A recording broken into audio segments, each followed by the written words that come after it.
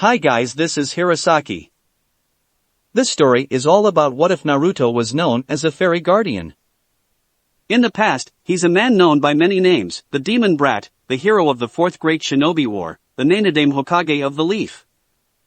Now, he is known as Fairy Tail's very own guardian angel, an urban legend of the world of magic, who goes by the name of Fairy Guardian. Before we start, kindly like and subscribe to this channel and look over the description box for the author of this amazing storyline. Welcome aboard! Chapter 5. That night, when Naruto stepped foot into the two-story house at the coast of Fiori and made his way to the living room without making the slightest of sound, like a true shinobi would when he sneaked into enemy territory, he was greeted with a sight that amused him and annoyed him at the same time.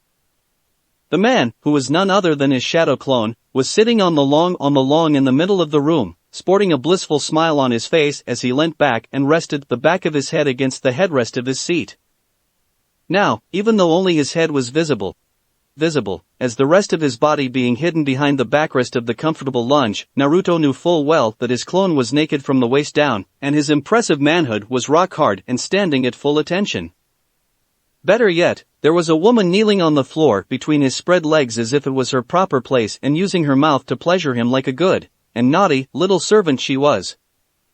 After a moment of doing nothing, allowing his clone to enjoy the pleasurable and amazing service of their beautiful demonic servant for a few more seconds, Naruto decided to speak up to let both of them know about his presence. "You two are very lucky that I'm in a good mood." Almost instantly, both of them jumped.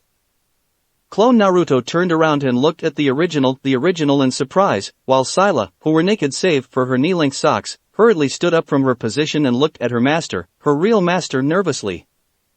"Boss, you're back." The clone greeted cheerfully, but in truth, he was rather nervous. The boss walked into the house and he didn't know anything about it, surpassing himself. Naruto was just that good. How long had Naruto been watching him with Scylla? He had no idea. "Master, welcome back." She bowed her head deeply, fully unaware that her action caused her large breasts to jiggle. Having sex with his clone, which was basically him, wasn't counted as doing so with someone else behind his back, right? It wasn't the first time she had done it with his clones, or even more than a handful of his clones, but it was actually the first time her master, the original Naruto Uzumaki, didn't know anything about it. To begin with, having sex with her wasn't the clone's mission, as he was sent home to have breakfast with her and keep her company while he was gone for the day. How was? "Wipe your mouth first, Scylla." The Aetherius blushed and hurriedly used the handkerchief her master gave her to wipe the drool and saliva from the corners of her lips and her chin. She had basically made a mess on her face while sucking him in the most pleasurable way possible. "And you," Naruto turned to his clone, "dispel yourself before I do." The clone laughed nervously and did what he was told. Everything the clone had experienced immediately rushed into his head. It was a rather uneventful day for Scylla and his clone, but nonetheless, it was much more interesting than his morning with Fairy Tail. Scylla's breakfast for him was absolutely horrible and downright disgusting, but the clone managed to force down every dish with a smile to make her happy, something he realized Scylla was truly grateful for. They spent the entire morning training, keeping each other in the best shape before Naruto took Scylla out for lunch, and enjoyed the rest of the day peacefully and quietly on the beach with her. It began when dinner was finally over. They started with a passionate kiss, which heated up after a few seconds, before moving on to something more physical. Scylla couldn't resist, not that she tried to, when the clone removed her clothes from her body and started feasting on her breasts before working his way around the rest of her body. He took his time, taking all the pleasure in hearing the moans that escaped her mouth. His hands reached out for her breasts as his face buried between her thighs, drenching his chin, his nose, and filling his mouth with her juice while his tongue was moving inside her. To make it short, it was going to be one hell of a night, and the clone was definitely enjoying himself, until the original Naruto arrived and ruined all the fun with his presence. Well, enjoying yourself a little bit too much, weren't you?"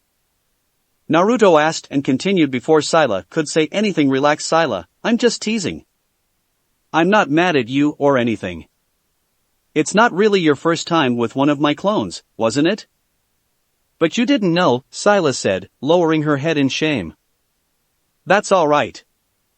The clones are copies of myself, so in a way, it shows me just how much I want to get my hands all over you and inside you. Scylla blushed, but she smiled nonetheless. Sex wasn't something she was shy about, and her master knew it very well. Come here, just because my clone has already spent some high-quality time with you doesn't mean that I have.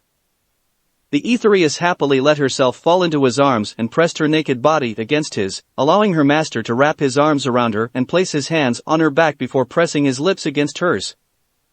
How was your day, master?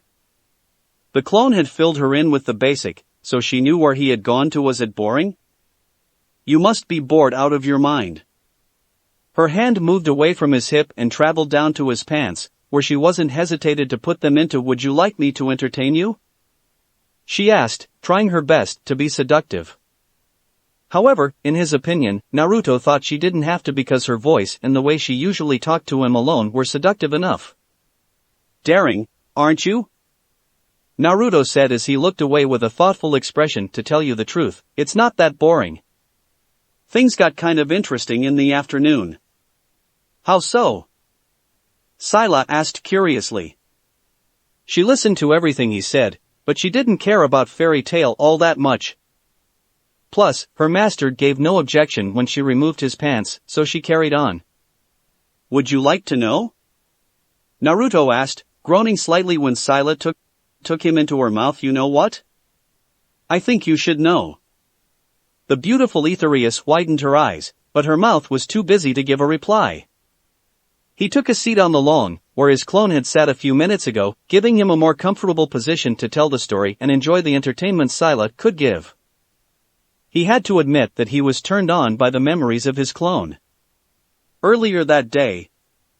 Remember, I'm not your friend. I'm not part of your family. Right now, I'm your enemy. Naruto told stoically. Steel your nerves, gather your resolve. Imagine me as someone who is trying to hurt the people you care about. He released Natsu and the boy took a few steps forward before turning around to look at Naruto, who smiled when he saw the surprise but still burning determination in Natsu's eyes. If you're ready, then let's start. Alright, I'm fired up.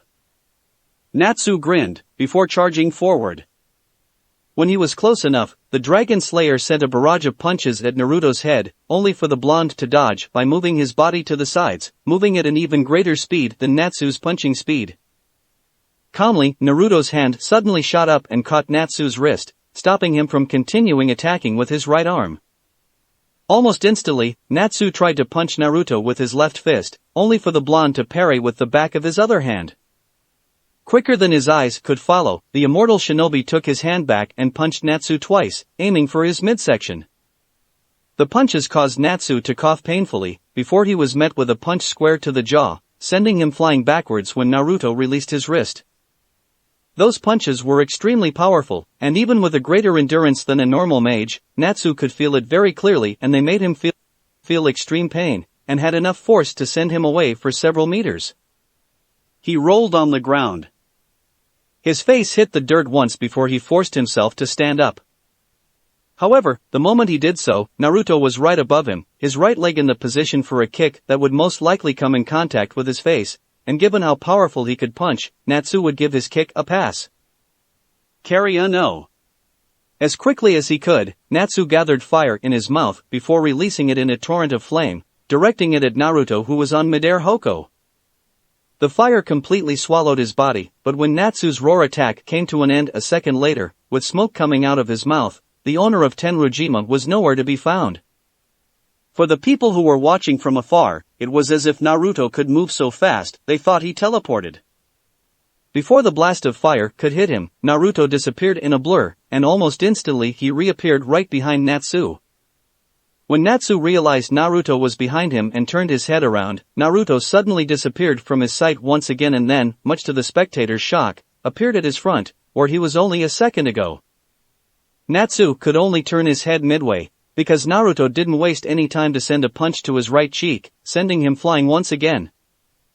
You're making this too easy for me, you know, Naruto spoke up when Natsu managed to pick himself up once again.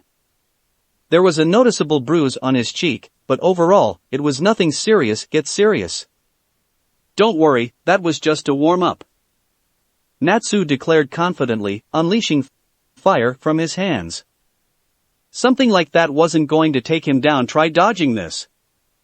Carry a no. He cried while charging at Naruto, who calmly observed the pink-haired young man's movement standing completely still. Tekken. Natsu punched, with all his might, causing the area in front of him to explode in a wave of dragon fire that once again swallowed Naruto into. Did he get him? Lucy asked. However, she was confused because she didn't understand why Naruto didn't dodge Natsu's attack when he was more than fast enough to do so. Then, before anyone could answer her question, the smoke was cleared by a strong gust of wind and Fairy Tail had their eyes widen in shock when they saw Naruto standing in the same place while holding Natsu's flaming fist as if it was nothing, completely unharmed by Natsu's devastating attack. Even Natsu, who immediately his fist had been stopped, couldn't believe what he was seeing because so far, only Gildart, the strongest of Fairy Tail, had shown the ability to block his punch without moving an inch of his body like that. Is that it? Naruto asked, looking at Natsu's hand with a bored expression, but in his mind, he was thinking very seriously, this is his magic? No wonder why Zeref said he could hardly feel anything. The immortal shinobi tightened his grip around Natsu's knuckle, causing him to wince in pain. What are you doing? Didn't I tell you to come at me with the intent to kill? Get serious. He pushed his arm forward, forcing Natsu onto his knee, or get lost. With the same grip on Natsu, Naruto turned his body around and tossed the boy across the field. TCH. Growling in annoyance, Natsu was able to regain his balance on midair and landed on his 2 feet this time. Using brute force to push forward, the pink-haired young man covered the distance as fast as he could while unleashing a large stream of fire from each of his hands. Take this. Natsu cried and slashed his hand vertically at Naruto. But the blonde only simply raised his hands and parried each flaming fist with enough force to push Natsu back. When the Dragon Slayer tried to kick him, Naruto took a step forward and blocked with his left hand, before slamming his fist onto the top of his head, knocking Natsu down to the ground face first. When he looked up, Natsu's expression became serious. He raised both legs and spun around, igniting his feet with flame, only for Naruto to raise his right leg and block Natsu's kick with his shin. Carry a no. However, this time, he was fully prepared. With a massive amount of fire that had already been gathered in his mouth and lungs, the moment his foot came into contact with Naruto's leg, Natsu opened his mouth and roared like a dragon while he was still having his body upside down, firing a wave of fire that was even larger than his first roar attack at Naruto Hoko.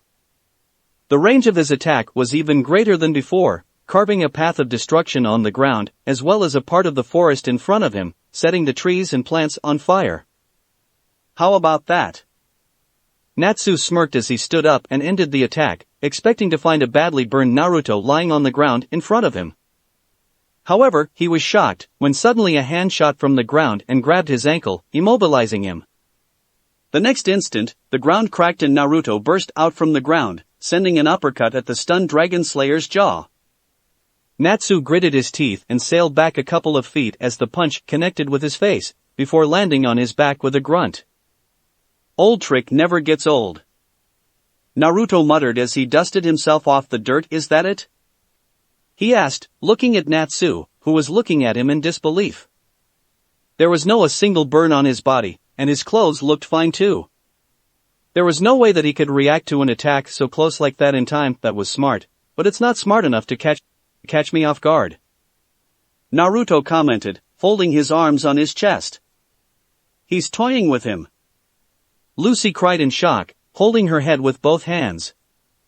He's not even using his magic, Gray muttered while sweating slightly.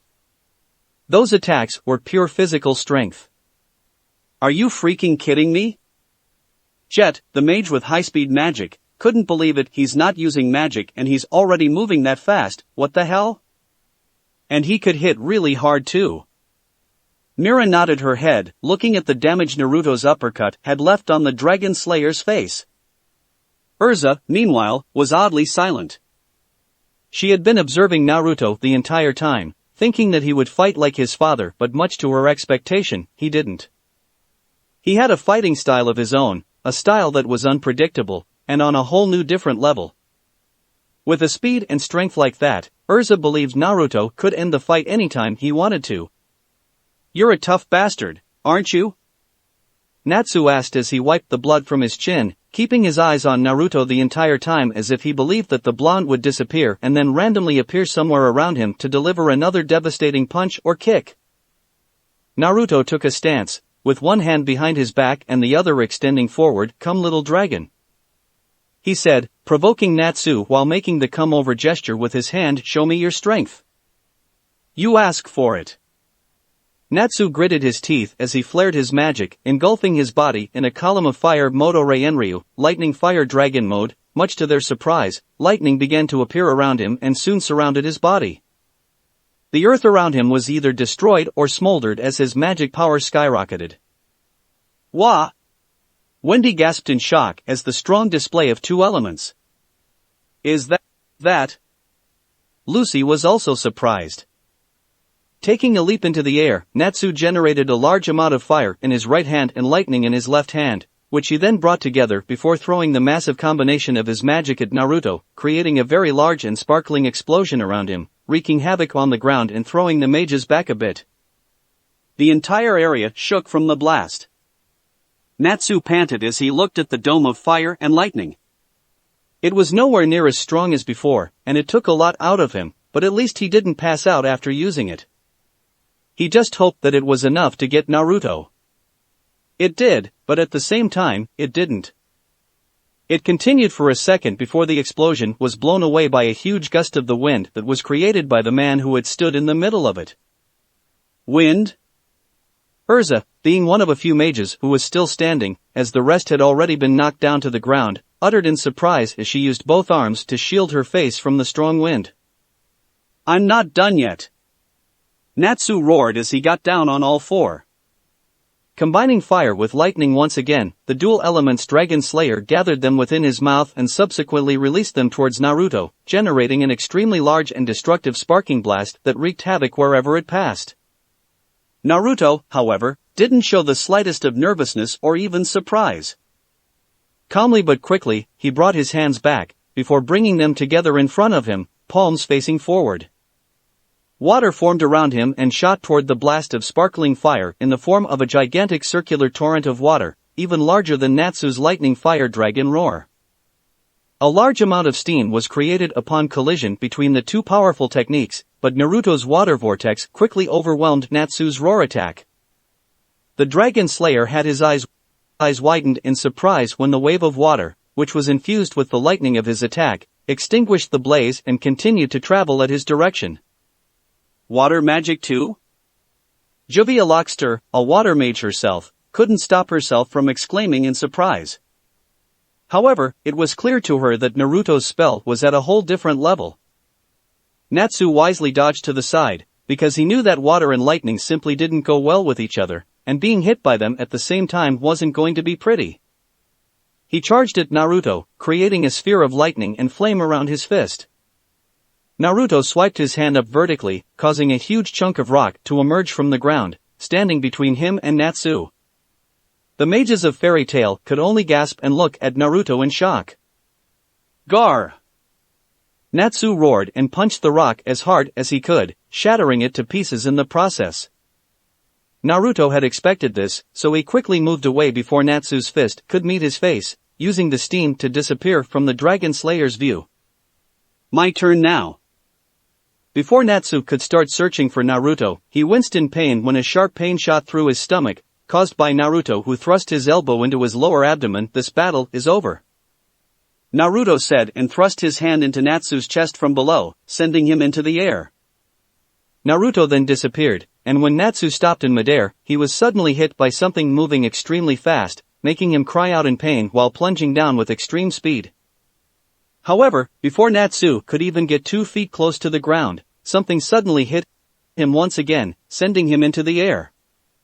The force of the hit was so great that it created a small, yet noticeable shockwave.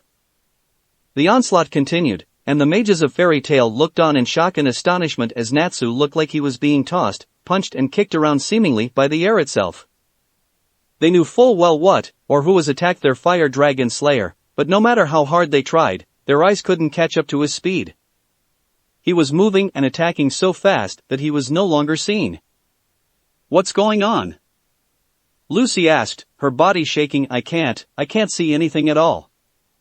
The next second, while Natsu was floating in the air, Naruto appeared above him and delivered a straight punch into Natsu's stomach, smashing him down to the ground with so much force that it created a shockwave strong enough to knock some unprepared members of Fairy Tail back. Naruto returned to the ground shortly after, his feet dashed on the ground for a meter before he managed to stop himself. Turning around, he looked at Natsu, who had his vision overtaken by blackness as soon as he hit the ground before turning his attention to Makarov, who, along with the rest of Fairy Tail, could only look at him in awe. I guess. He began, slowly while nodding his head, this is your win. Just so you know, I don't like cat meats, to begin with, so don't worry, I won't cook the cats. Naruto said as he summoned the wallets, but I think I will take this. He took the money from each of them before tossing them back to their owners. He counted a few thousands of jewels and gave them to Mira. Keep it, it's for my meal and tips for you. Mira didn't know how to respond, so she simply accepted his money with a nod of her head. Naruto walked to Urza, who was standing with her teammates, and patted her on the shoulder. Better start thinking about it now. He reminded them about his promise, before making his way back to the guild. You defeat him. Scylla nodded her head, smiling triumphantly as expected from my master. Not even Master E&D can hope to match you. A few decades ago, Naruto had told Scylla about the true identity of E&D, the strongest Aetherius demon. To say she was shocked to find out that the demon with the greatest power was the brother of her creator was an understatement. While she had never met him before, Scylla had an immense amount of respect for E&D for his power as the strongest. However, it still could not compare to the respect she had for her master, Naruto Uzumaki, the strongest being she had ever known in her life, whose powers could shake the entire world to its foundation. Although, she had never seen him going all out on anyone or anything, not that he needed to, because they had never encountered anything that managed to push him that far yet, she knew full well that he had already surpassed godly level a very long time ago, and there was nothing in this world could hope to defeat him. I don't think he's any stronger than you are right now. Naruto said thoughtfully. He has the gut, and the will and the potential to get even more powerful than he is now, but sometimes, those are just not enough. So, he cannot kill Zeref-sama right now? Not without his Aetherius power, something I don't think he has any control over. Scylla nodded her head in understanding. E&D wasn't originally an Aetherius, so he would have no control over his curse like the rest of them did. Plus, as the strongest, his desire to kill Zeref would be a whole lot stronger than the other, meaning that he would most likely lose himself the moment the demon seed was awakened. Please continue on then, Master. Man, this suck. Natsu Dragneel crossed his arms over his chest and huffed in annoyance. He had bandages wrapped around his body from head to toe, but overall, he was fine. Wendy had already taken care of most of his injuries with her magic, but he still had some bruises there and a few broken ribs, which would take some time to heal properly. Shut up! Lucy cried out while pointing her finger at Natsu. It's your fault our money got taken away pointlessly like that. Hey, isn't Naruto the one who stole it? Then do not challenge him ever again. Then she grabbed her head with both hands and fell flat on the table. How do I suppose to pay my rent this month? Ignoring Lucy, Natsu turned to Naruto and asked him, Hey Naruto, how did you become so powerful? I trained a lot to get stronger. The blonde answered simply, not bothering to take his eyes away from the book he was reading. You have any useful tips for me? Figure it out yourself. Giving Natsu a cold reply, Naruto then turned his head to the side when he saw Mira making her way to his table with a cup of tea in her hands. Here we go. He immediately brightened up and smiled. Thank you. You're welcome, Naruto-kun. The barmaid smiled and put the cup down. So, it's Naruto-kun now? Naruto teased. You have a problem with that? Mira asked sweetly as she stood up. Call me anything you want. Naruto shrugged, giving no objection. Naruto. Can I help you? He didn't need to look to know it was Lucy. He had already memorized their voices and magical signatures in his head. Can you give me my money back? She stuttered nervously, "That's all I have left." "She put both of her hands together, please?" she said hopefully. "No, I can't," Naruto answered curtly, shattering the celestial mage's hope into pieces. But. Naruto then closed the book and put it down on the table before turning his head to look at Lucy. What? She was a little taken apart by the way Naruto was looking at her. Naruto began, "Do you constantly worry about your money? Because ever since I came to this place, I have heard a total of 52 times you whined about rent and..."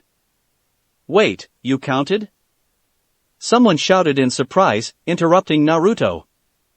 "You have a problem with that?" The mage wisely looked away when he met Naruto's cold glare, while Lucy could only blush in embarrassment. Anyway, Naruto cleared his throat and then turned back to Lucy. Her rant was actually hard to notice because she kept doing that from time to time, even in the middle of the party. "It's just that I can't. Why a girl like you has to worry so much about money? Take Mira here, for an example." He gestured his hand to Mira, causing her to point at herself in surprise. "She is pretty much in the same position as you are right now, and while I don't know if she is a tenant like you or not, what I care about is that she is giving out free food and free drinks." Naruto-kun, actually it's because..." Ignoring Mira, he continued, "There is plenty of ways for you raise your income so you don't have to worry about money. You can become a model or something like that with this kind of body. Have you ever tried to model before?" Yeah, but... "Let's me guess, you were modeling and those guys came and ruined it." Naruto pointed his hand at Natsu and Gray, her teammates. "No. I mean, yes, they really did something like that, but my dream is becoming a writer, not a model, so..." Lucy chuckled nervously while scratching the back of her head. "A writer?" Naruto raised an eyebrow in surprise before looking at Lucy in interest. "Any book yet?" he asked. "Yes, but, you know." Naruto shook his head with a smile, signaling for her to stop. She didn't need to say it because he had already understood that her books couldn't sell very well. Here in a flash, a book appeared in his hand and he gave it to Lucy. "I will let you borrow this." What is this book?"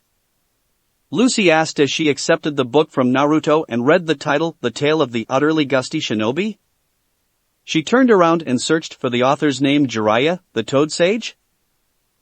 She had read a lot of books, but she had never heard of an author with a weird pen name like him before. Mwahaha. What a lame name. Natsu and his cat roared out in laughter.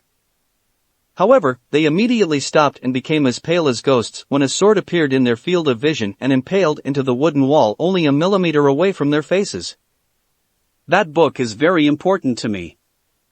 Naruto said it was not the best seller ever, but to me, it has always been the best kind of book. Naruto said with a smile, as Lucy opened the book to take a glance. "This is..." she said in amazement. "That right? I was named after the main character in that book." The immortal shinobi nodded his head, smiling fondly at the memories of the past. "It was sold poorly, nobody bought it." He then turned back to eat his snack. "I hope it will allow you to have more faith and belief in yourself." Lucy nodded and the guild fell into silence as they listened to Naruto's words. "Keep your dream as a writer alive, and remember that all things are possible as long as you believe in it." Lucy then hugged it tightly to her chest before bowing. "Thank you." She stood up with a bright smile. Naruto then reached his hand into his pocket and summoned a few thousands of jewels from his dimensional pocket, which he then gave to her, much to everyone's surprise. "Congratulations, you have just earned your money back." Lucy gasped in shock as she accepted the money. "I give you this to have a copy of each and every single one of your books, given that you still have them." "I will have them in a moment, please wait here." The blonde rapidly bowed her head before running out of the guilds as fast as she could, making her way to home to grab the books Naruto bought with her money. The smile on her face couldn't get any bigger and brighter. As the door was closed, the guild quickly went back to whatever they were doing, with Naruto's words in their mind. The shinobi, meanwhile, had gone back to drink his tea, but when he realized Mira was looking at him the entire time, he couldn't help but ask. "Why are you looking at me like that? You're so nice, and pretty sweet too." Mira stated softly before bringing out another cup of tea, which she replaced with Naruto's empty cup. Here you go. This is on me this time. Well, thank you. Naruto smiled and picked it up, the benefit of being a good person. Still can't get used to it. He muttered before taking a small sip. It was very delicious as everything Mira had been making for him. It didn't take long for another member of Team Natsu to arrive at his table. This time, it was a petite girl with fair skin, with long, dark blue hair that reached down to her waist, with two bangs framing her face and reaching down to her chest alongside her brown eyes. She wore a suit-like top, dress shirt and a small skirt with a large sash holding the top and skirt together. She finished her outfit with dark stockings and black shoes. It was Wendy Marvel, the Sky Dragon Slayer. Can I help you? It was clear that she came to try her luck, but what a little girl like her could offer him in return for her money? And Naruto-san. Can you?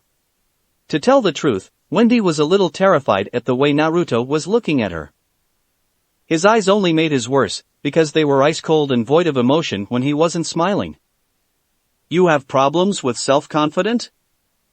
Naruto asked before looking away. Sorry little girl, you can't earn your money back like this. But. That money is all I and Carla have.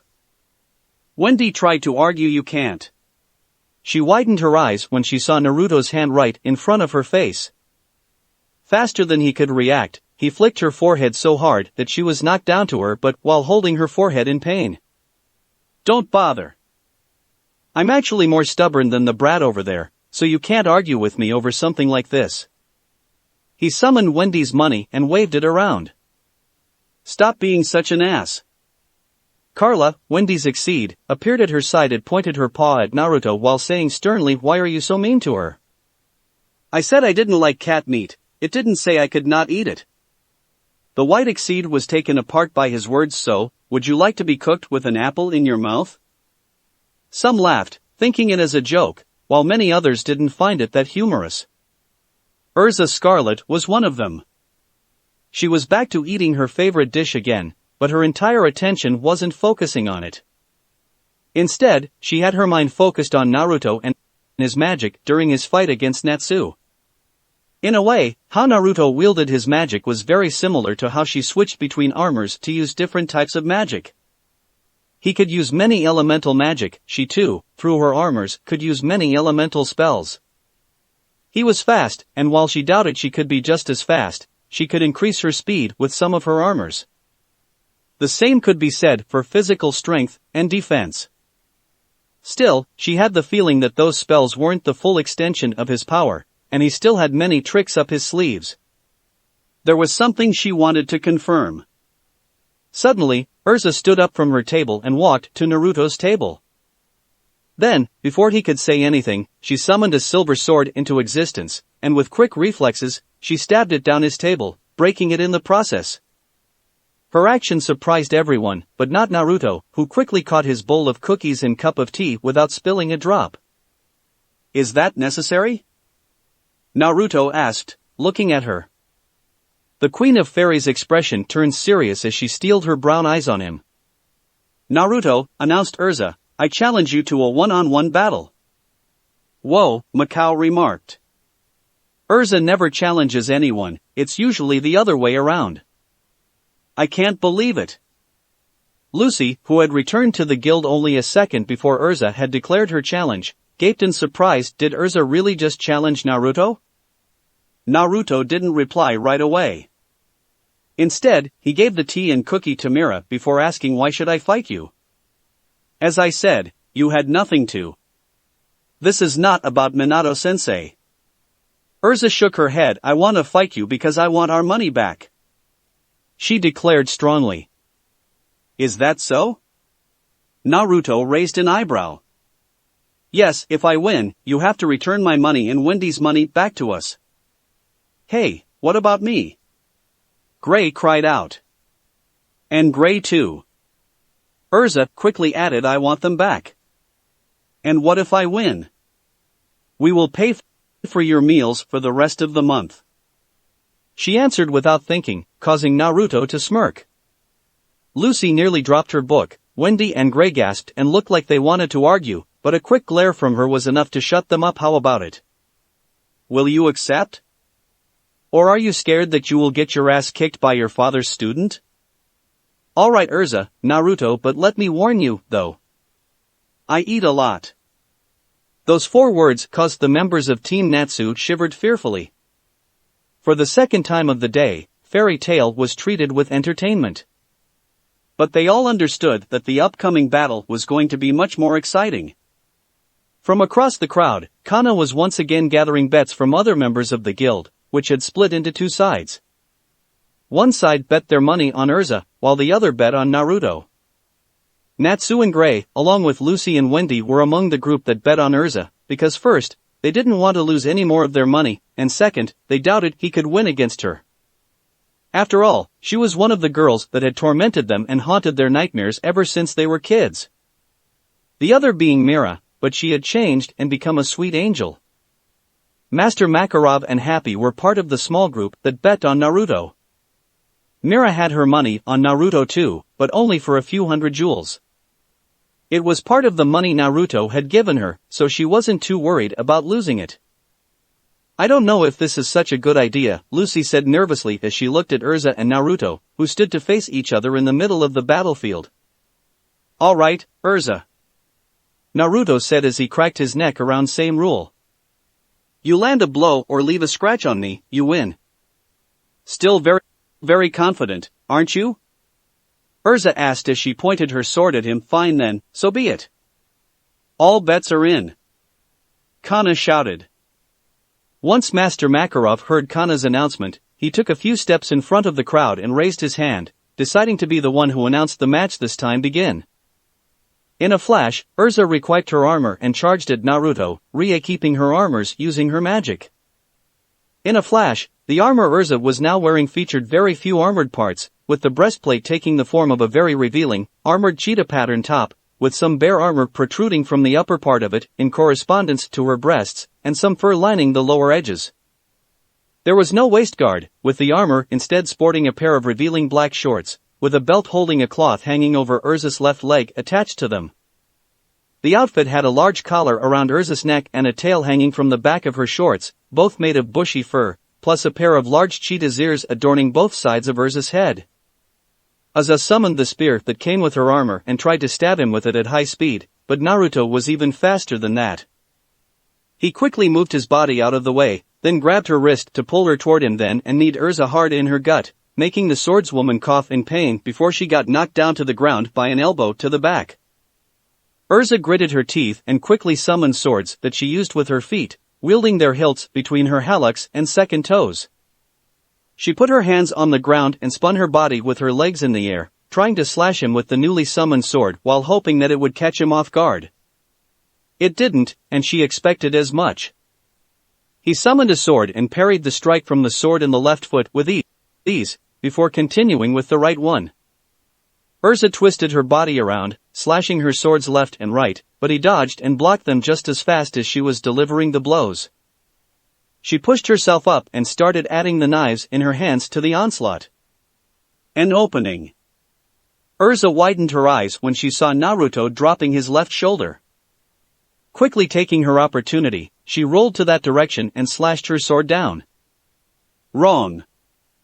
Naruto suddenly said, as if he could read her mind. It's a decoy. He said and summoned the second sword in his hand. This one, however, was a broadsword and it was much larger than any sword she had in her arsenal. It had 2 cutouts, a circle close to the top, a semicircular one nearer to the handle, an extremely long handle. Sparks flew between them when Naruto brought the sword up as if it was weightless and blocked Urza's knives and pushed her back.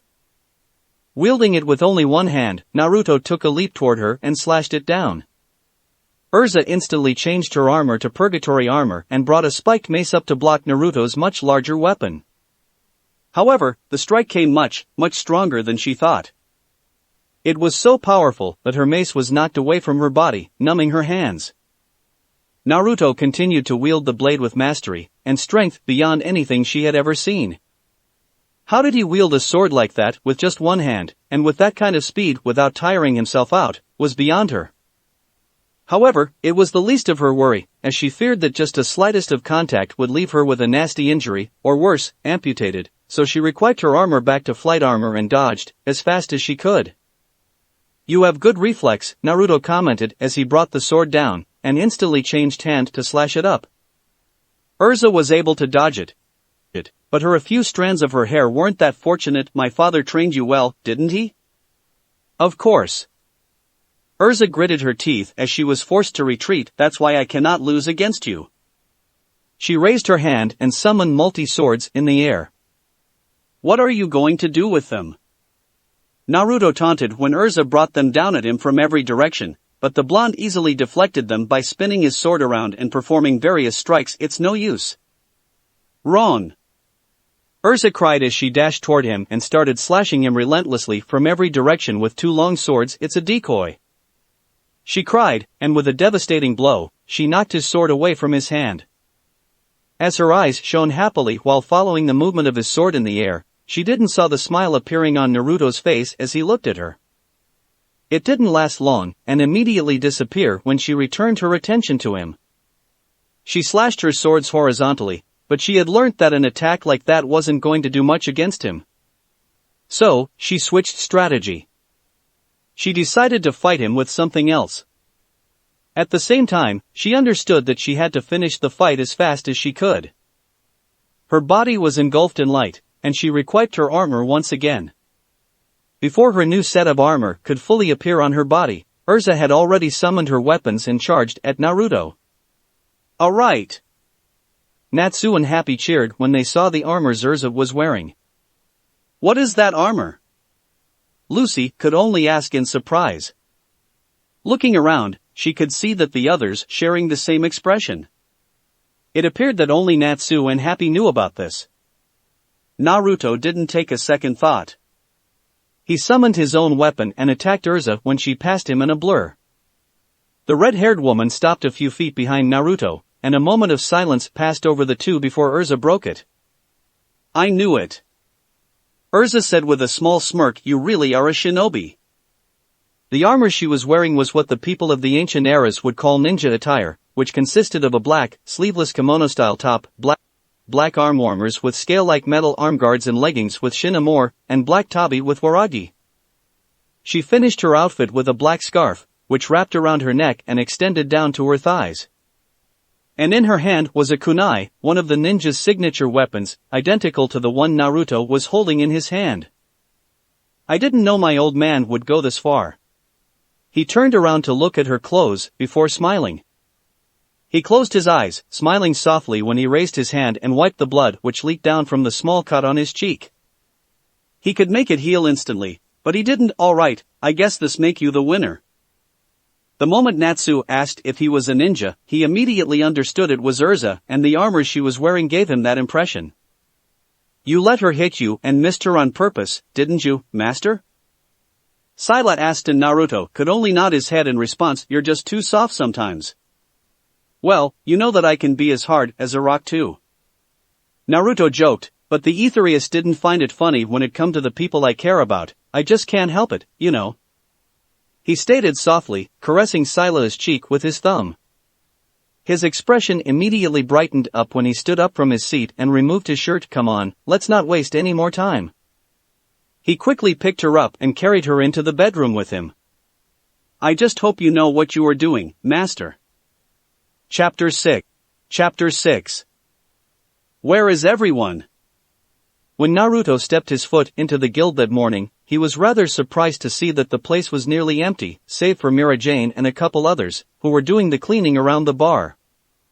Team Natsu was also nowhere to be found, which was rather disappointing because he had been really looking forward to a conversation with Urza about her kunoichi armor. "Good morning, Naruto-kun." Mira beamed, getting a nod from Naruto in response. "Before answering his question, Master came back with some new missions for the guild, so everyone has already left to complete them. As you can see, everyone is close to bankrupt, so we have to do our best to regain our former reputation." Naruto nodded his head in understanding. "Though Natsu and his team left earlier this morning, so I don't know about them." Mira said as she put a finger on her lower lip, tilting her head to the side with a thoughtful expression. I see. Naruto looked at the beautiful barmaid. What about you? Oh, me? I have something else to do today, so I can't go on any mission. Mira answered with a sweet smile before continuing. Plus, I'm not too worried about money like everyone else, so I decide to stay behind for a while and help my friends clean up the mess the others left behind after the party. Oh yeah, nearly forgot that you're a part-time model. Naruto smiled and then asked her, so the pay is good? For a supermodel? Mira raised her hand into the air, striking a pose. Definitely. Definitely. Confident, aren't you? Naruto chuckled, and Mira winked at him. A girl has the right to take pride in her beauty, doesn't she? She asked while giggling softly. Anyway, is there anything you like? I'm nearly done with the cleaning, so I can make you a dish for breakfast. The barmaid offered with a smile. Great, but anything you have in mind should be fine, Naruto said as he took a seat. I'll be back in a moment. After saying that, Mira disappeared behind the bar and made way into the kitchen. Because everyone had eaten almost everything at the party the day before, and Lucky hadn't returned from the market yet, her choices were rather limited, but she had one specific dish for Naruto in her mind, and fortunately, Mira found everything she needed in the pantry to cook a perfect breakfast for him. She had only made this dish a few times in the past, but she was confidently in her skills. She made sure to make more than enough for Naruto. She didn't know how much he could eat, or would eat in the morning, but it was clear to her he ate a lot, as she had learnt yesterday. Everyone loved her cooking, and Naruto too would definitely love it. After a few minutes, Mira came out of the kitchen, carrying a tray of food in her hand. Here you go, Naruto-kun, she said cheerily and put it down Naruto's table. Well, what do we have here? Naruto asked as he looked at what Mira had for him. There was a plate on top of a bowl, which was the main dish, a glass of milk and a plate of chocolate chip cookies that were newly baked. You managed to make all these in just a few minutes, I'm impressed, he said and removed the plate on the bowl. He raised an eyebrow when he saw what inside. You got this from my name, didn't you? He asked, turning to look at Mira, who only smiled in return. There was something that didn't disappear even after a few thousand years. Ramen was one of them, and Mira had cooked him a very big bowl of shoyu ramen, with 1 egg, 4 slices of pork, chopped green peppers, a lot of vegetables, mainly salads, and a topping that Naruto was very familiar with, fish cakes. You like? She asked, giving Naruto his chopsticks and spoon. Well, I have to taste it first, before giving the cook the feedback she deserves. Naruto lowered his head down and took in the delicious scent. It smells good, not surprise, he said, and Mira beamed happily. Blending the noodles, the broth, and the toppings with the chopsticks and the spoon, Naruto then picked up some noodles and twirled them around his chopsticks before putting them into his mouth, slurping up the strands that were sticking out of his mouth. Naruto then ate an entire slice of pork, some salads, and a piece of fish cake before finishing with a spoonful of the broth. Delicious? She didn't know why, but she had a feeling that she had cooked for a professional. Mira!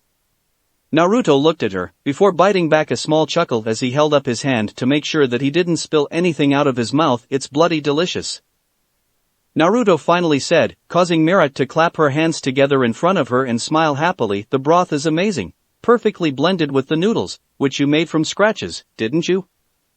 Mira nodded her head, beaming at him. The pork is well cooked, and I just love the amount of fish cakes you put into this. No pun intended, but I love fish cakes. They give a nice ring to my name.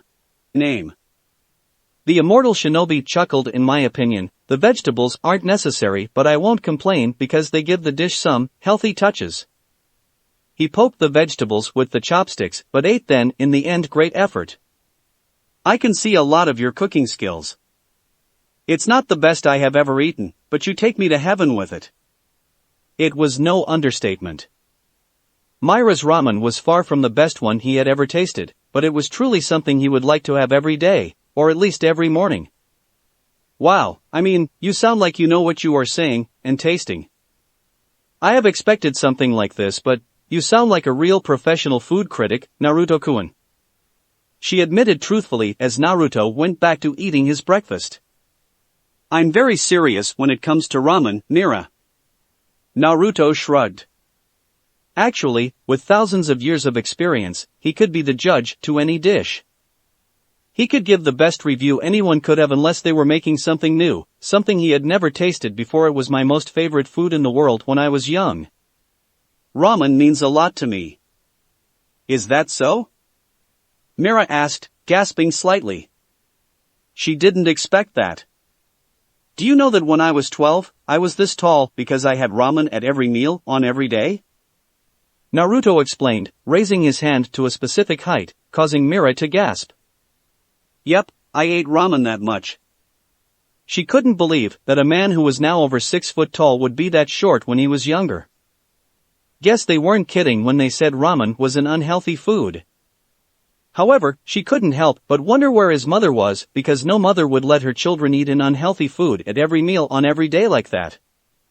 She didn't know about his father, because while Mira was pretty sure that Naruto was older than her and Erza, who became his father's student when she was between 11 and 12 years old, probably nearly 2 decades after the day Naruto was born, at least, in her opinion. Did his father leave them? Did something happen to his mother? Was it the reason why Naruto hated his father so much? Did he live his childhood alone?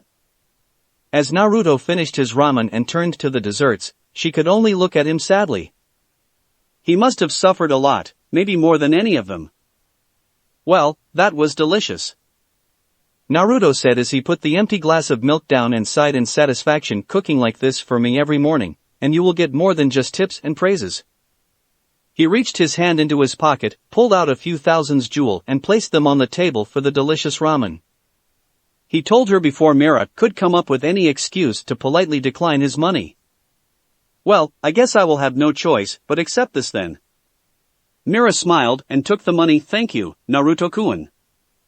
No, thank you. The blonde smiled as he stood up. You need help? He asked when Erza picked up the tray with the empty dishes. It's alright, Naruto-kun. I will be fine. She smiled and walked away while humming softly. As Naruto's eyes followed Mira as she once again disappeared into the kitchen, he had to admit once again that her cooking was truly amazing. With his experiences, he could cook way better, but after some time, he had grown bored of his own cooking and preferred to eat the dishes others cook for him. Scylla didn't know how to cook, and it's impossible for him to teach her how to do so. She had tried to learn to cook many times in the past, but her attempts usually turned into kitchen disasters, much to his amusement and her disappointment of not being able to make his favorites. But she wasn't programmed to be a housewife, so he understood and didn't mind it that much. There was a woman that could cook ramen better than Mira, and he used to love her cooking just as much as he loved everything about her. You found the mission board. A voice broke him out his musing. Deep in thought, Naruto didn't realize that he had stood up from his seat and made his way to the other side of the guild, where he stopped in front of a board with some papers, mission assignments, attracted to it by pins.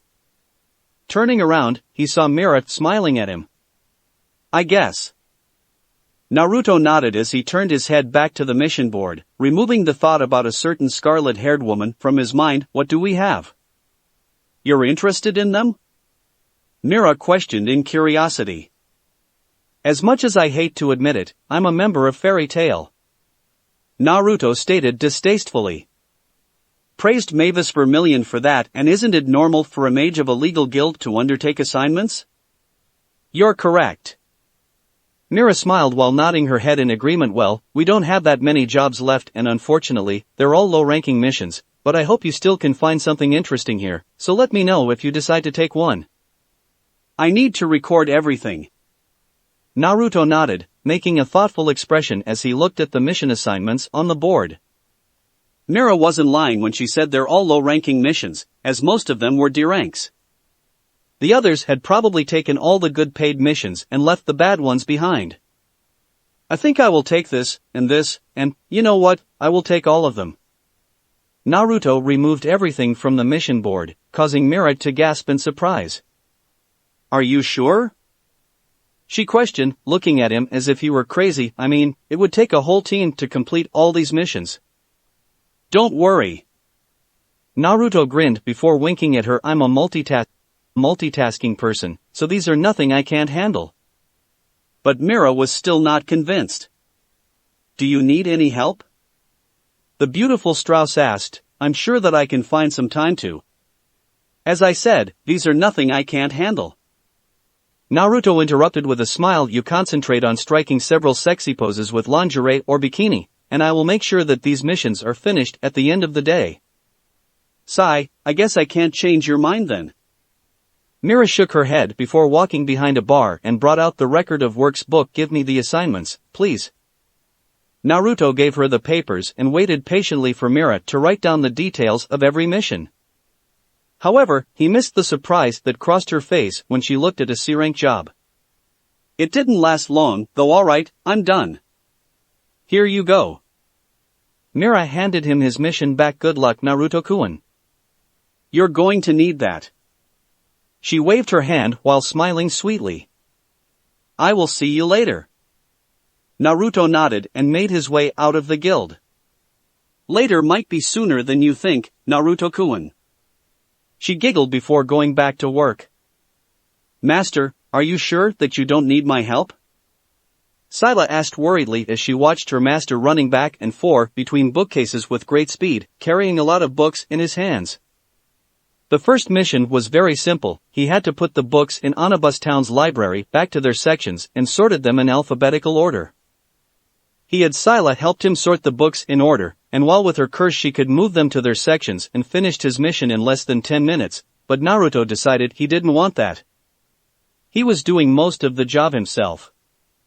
Don't worry, Sayla. Your master can handle this just fine. Naruto flashed his etherious lover/servant a smile before continuing to put the books back to their places. With just a glimpse, he was able to memorize everything within the library, so he didn't need to look twice to know where he was putting the books. It was the right places. While it sounded very heavy, it was a very simple job for him, and it reminded him of the time when he was still a completely normal person or a shinobi with superpower. Either way, it took him back to the good old days. Another one is done, master. Sayla spoke up as she pushed another stack of books forward. Nodding his head gratefully, Naruto picked them up and quickly got to their sections before placing them neatly back on their bookshelves. Find anything you like, Sayla? Naruto asked when he returned and saw Sayla looking at some of the books in front of her. Nothing, master. Sayla shook her head and placed the books on top of each other. The stories written by humans are so boring. Even their names sound ridiculous. Chuckling amusedly, Naruto picked up the books she had taken a look at and read the title out loud. The Prince of Olympus? The Dragon Emperor? Soundless Night? New Life Second Chance? Yeah, they sound ridiculous, but they're all good stories. I have read through all these a few years ago. Naruto told her, with a smile as he handed them back to Sayla. It's too bad that the author has given up writing. Many fans, including myself, have always hoped that he would come back to writing one day. Is that so? Sayla asked before saying, but he's probably not as good as you are, master. I'm flattered. Naruto grinned, rubbing her head. Now that you mention it, maybe I will do it again one day. It's been a while since I published any of my books, after all. After that, they both went back to work and didn't take long to be done with the whole library. The mayor and the librarian were in shock because they didn't expect Naruto and Sayla to finish the mission so fast like that. Nonetheless, they were pleased and gave Naruto his reward for completing their request. He had no need for money, so he planned to give it to the guild later. No special feeling or whatsoever, it was because they looked so miserable and pathetic, he wanted to do something. They were in so much need for money that Naruto could nearly imagine himself standing on a table and throwing money around, laughing like an arrogant rich brat while the members of Fairy Tail were crawling on the floor collecting his money and begging him for more. We can go eat something before heading to our next destination, Naruto said as he looked at one of the last mission assignments in his hands, throwing the one he had finished behind his shoulders. The two of them were currently walking on the street of Onibus Town. Let's see, HM? Oh well, didn't expect this.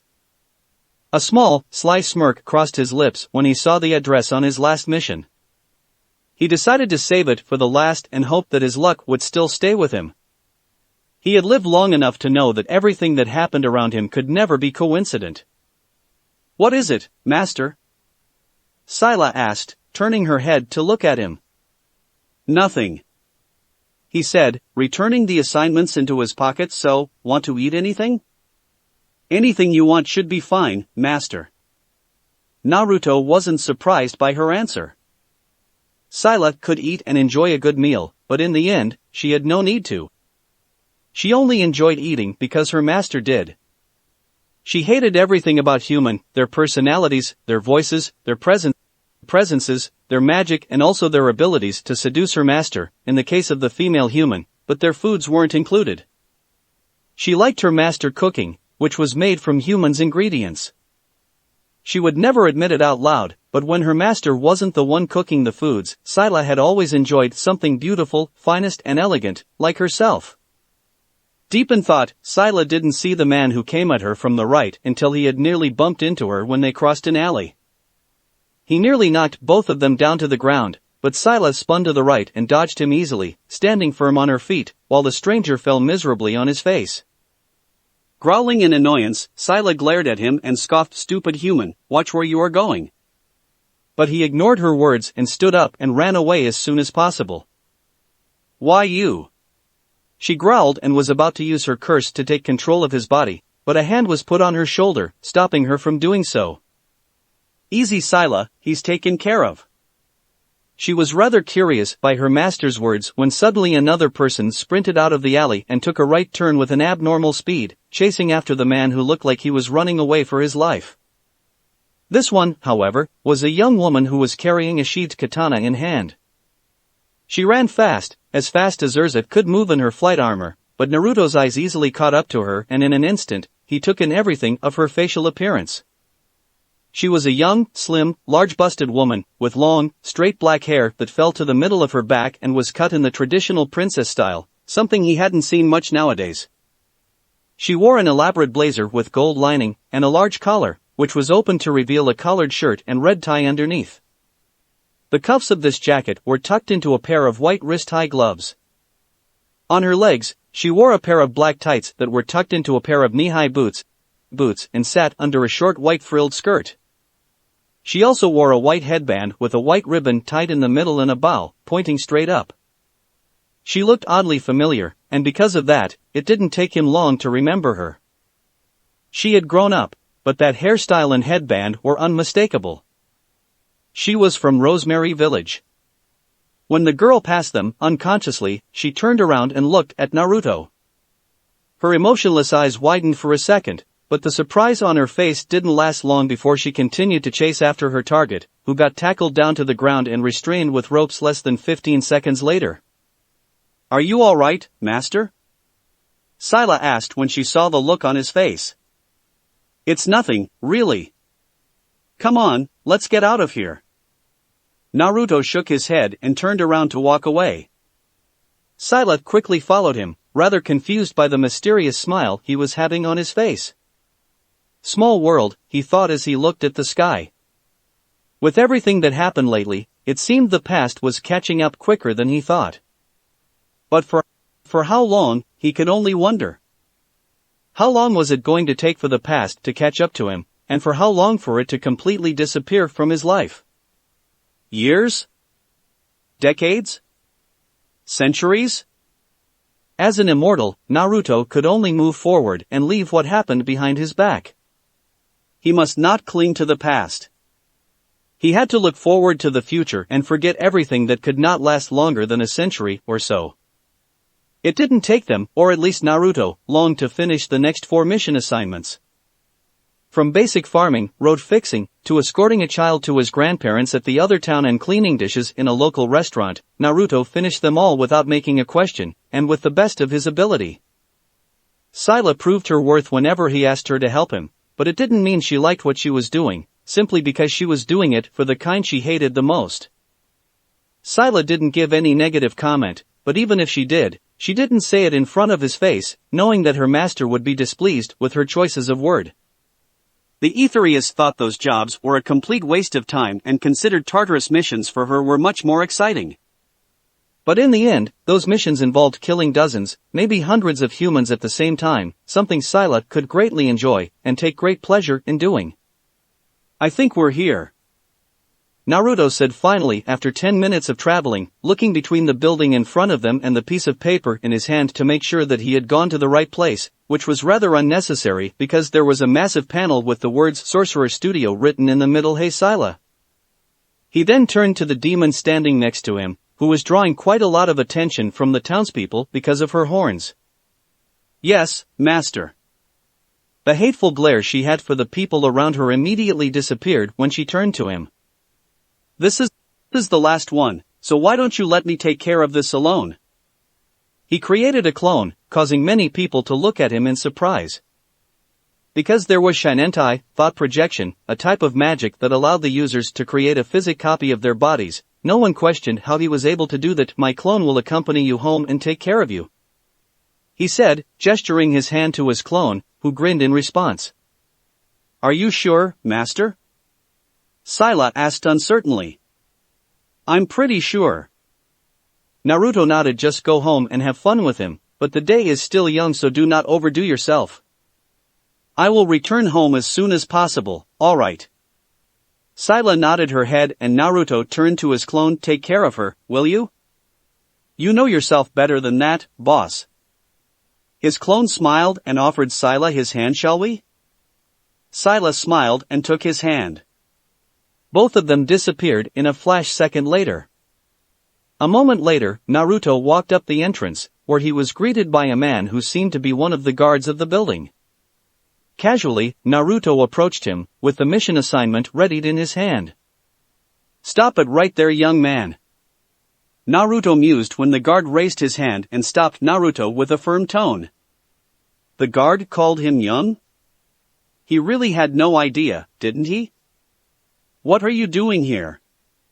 State your business. Mission to Fairy Tail. Naruto replied curtly, giving him the piece of paper in his hand. He went over it briefly to ensure that it wasn't a fake before looking at Naruto once more. Mage of Fairy Tail? You don't look like one, he stated, looking at Naruto from head to toe. He was tall, but Naruto was taller, and while he didn't see any muscle because of his clothes, the blonde looked like he could knock a full-grown man out with a flick of his finger, which, actually, he could. His experiences as a bodyguard told him as much. And I'm sure as hell that I don't want to look like one. Naruto answered blankly. Are you done? Can I get through now? He asked calmly. Well, I guess you're legitimate, the man said with a small chuckle before handing back the paper. You'll need to go to the director's office. Just go straight ahead and then follow the signs from there. It's not a something you can miss, he continued, earning a nod from Naruto before stepping to the side, allowing Naruto to enter the studio. Following the guard's instructions, it didn't take him long to find the office. Without further delay, he brought up a hand. I'm here in response to the request you put out to Fairy Tail, Naruto called while knocking on the door. Oh, please come on in, a voice exclaimed cheerfully, and Naruto wasn't hesitated to do so, opening the door and walking into the room. He found the director, who was a short, elderly man with gray hair. He also had a beard and wore a blue uniform with the symbol of the Sorcerer magazine on his chest. Please show me the mission request. It's only for precaution, of course, he requested, extending his hand. Naruto handed it to him. The director gave a quick glance before handing it back and then smiled at Naruto in a friendly manner. My name is Takagi Sachi. I'm the director, Sorcerer Studio, the man greeted in a friendly manner before offering Naruto his hand. Naruto. Naruto nodded, taking the man's hand and shaking it. Just Naruto? You don't need to know the rest, Naruto coolly replied. I'm not here to make friend. It caused the director to look at him strangely but shrugged it off. I guess. Anyway, you have my thanks for answering this request so quickly. Takagi smiled. We are in need of an extra assistance, you see. So, where do you need me? Naruto asked, putting his hands into his pockets as he leant back and looked around. Please follow me. Nodding, the old director walked over his desk and left his room. Naruto followed suit, remaining silent the entire time. He had been at many studios. Being one of the greatest heroes of his era had its benefit. Koyuki Kazahana, the daimyo of the Land of Snow and a famous actress of his era, had personally requested him to take a role in some of her movies. Being a well-trained shinobi, acting was like his second nature, so he had fulfilled his roles easily, including a role in the movie adaptation of Ika Ika Paradise, much to Hinata's displeasure. Admiring my amazing studio, young man? Naruto heard the man asking. Yeah. The immortal shinobi nodded, looking around the hallway they were traveling through. They encountered many workers and some models. Being a friendly director, it seemed Takagi was very well liked. Isn't Mirajane-chan your guildmate? Yes, she is. Naruto replied before he decided to ask. She's here, isn't she? Of course, Mirajane-chan has returned just an hour ago. She used to be our top model until that horrible accident took her away for 7 years. The man said solemnly but immediately brightened up as he continued. We're so glad that she has decided to come back. Her fans will love to see her featuring on the front page of Sorcerer magazine's weekly issue again. After passing through 2 main halls, the two of them arrived at the photography room of the studio. The room was big, with a lot of lights, cameras, and large magic scenes on carpets that could change into anything the photographers wished for the themes of his photoshoots, all of which was laid out directly in front of the cameras. The crew was present, and much to Naruto's amusement and pleasure, so did the models. They were standing all around the place, talking to each other or taking photoshoots while wearing the fanciest clothes to the most revealing lingerie and swimwear. They were young, beautiful, no doubt about that, and some of them were amazingly attractive while some others just cute and adorable in their own rights. Some, however, managed to stand out more than the others, simply because their beauties were more radiant. One of them being a slim young woman of average height and weight, yet possessed an exceptionally curvaceous hourglass figure. She had long, wavy and flowing blonde hair, gathered on the back of her head and tied in a ponytail that reached down to her middle back, with 2 short bangs framing her face, and a decorative flower with large petals adorning the right part of her head, above her right ear. Her face was soft in shape, and she had large light blue eyes with long eyelashes and full lips, which were covered in light pink lipstick. She was wearing a revealing 2-piece bikini that was doing nothing but shows off her amazing figure. He recognized her instantly. In the end, how could he not, when he read Sorcerer magazine every Wednesday? Her name was Jenny Ray Light, a mage of Blue Pegasus. She was the most famous supermodel and the current Miss Fiore. She looked like she was taking a break from her photo shoot. Ahem. The director cleared his throat, calling for the models and the studio's photographers' attentions. Please, gather around here. They quickly did what they were told, gathering around Naruto and Takagi. Naruto, however, soon found himself in the attention of the models, as they all looked at him and started whispering to each other while giggling excitedly. All right everyone, this is Naruto. He's from Fairy Tail and he will be our assistants today. Hello Naruto/Naruto-sen/Naruto-kun. They greeted him. The models greeted him friendlily. Hello.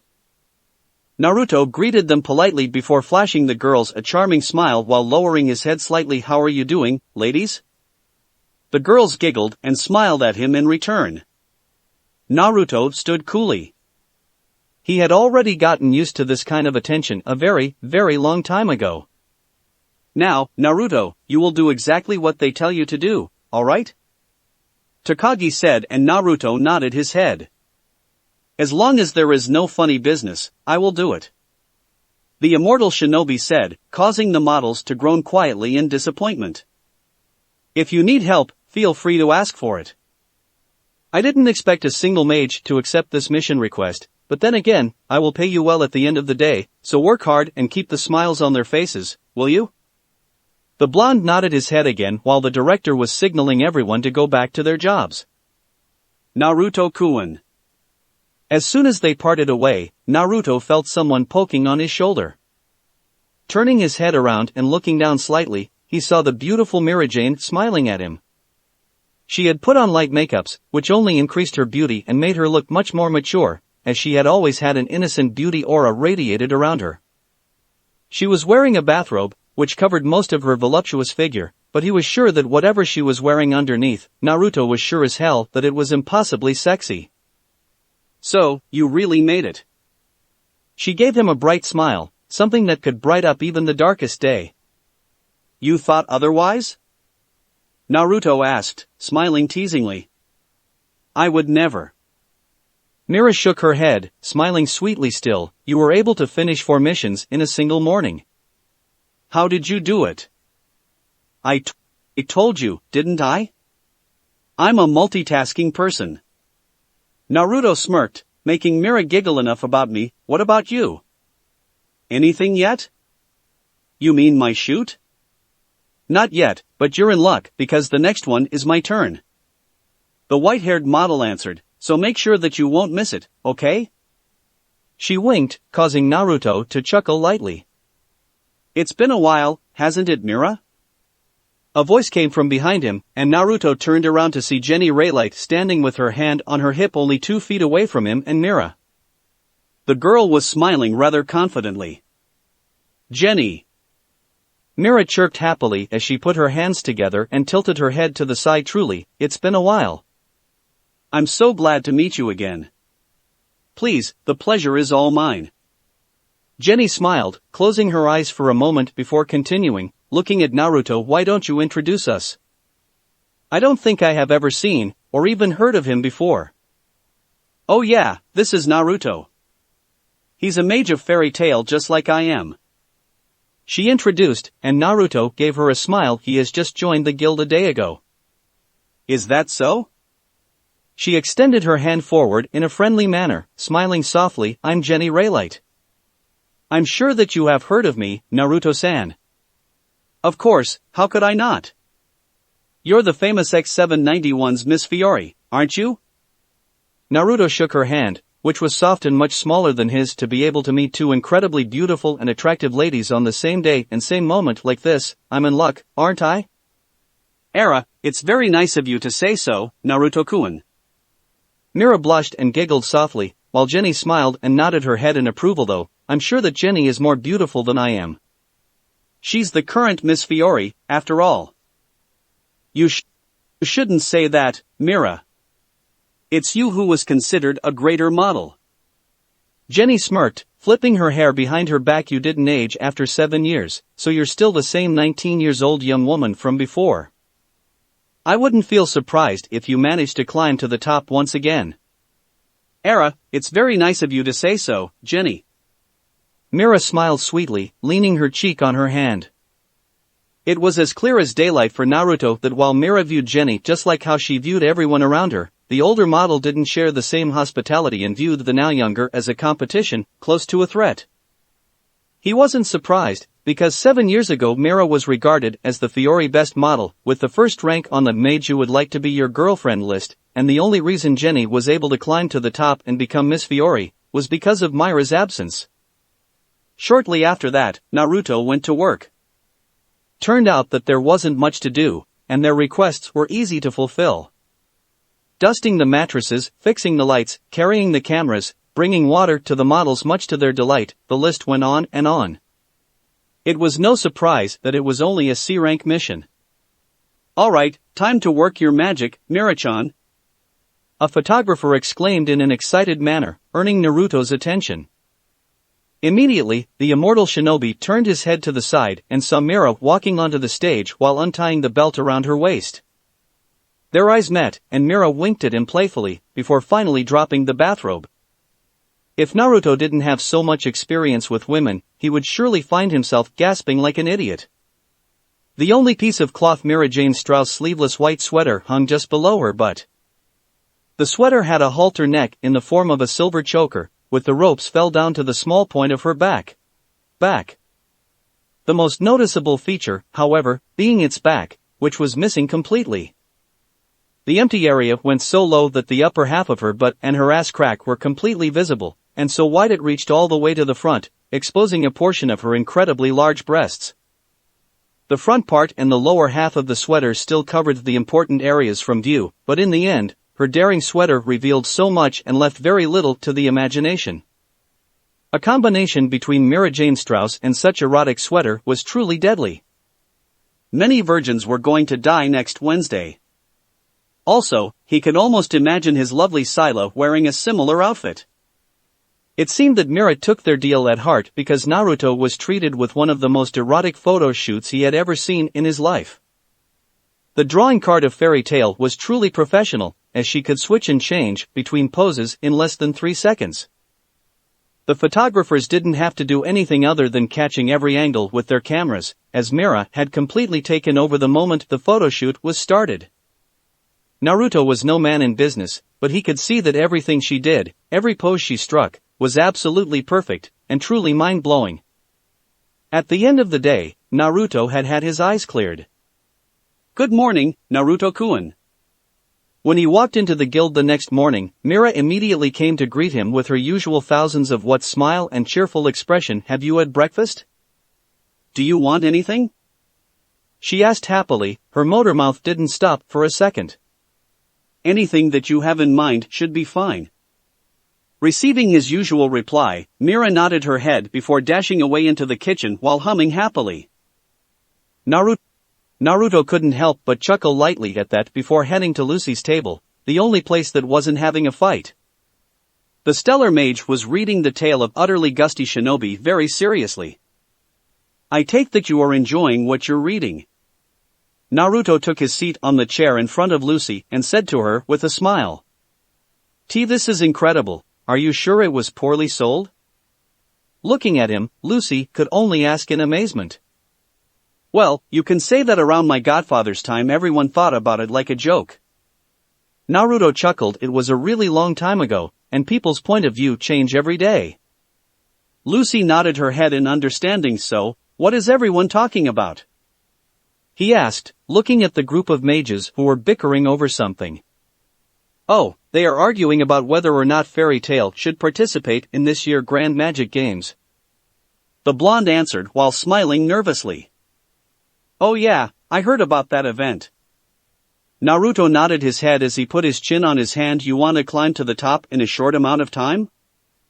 "Apparently, it is the only way right now." Chuckling, Naruto leant his chair back dangerously and put his feet on the table. "It was going to be just another day at Fairy Tail, wasn't it?" Makarov, who was sitting on a table, asked while scratching his chin. "But, do you think you can win with your magic power as it is now?" "Yeah, of course, we do." Mikao agreed, being the leader of the Oppose the Idea team. However, his adoptive son knew just the way to inspire the third guildmaster. "If we win, the guild gets a 30 million jewel prize." "We're going," Makarov said with a weird smile and his finger pointed to the ceiling. "Master, it's impossible. There's Blue Pegasus and Lamia Scale. And Sabretooth is going to be there, too. And in the past, we've always taken the last place. Don't go boasting that." Elfman shook his head while his little sister, Lisanna, could only giggle. "Don't let that bother you, we'll be fine."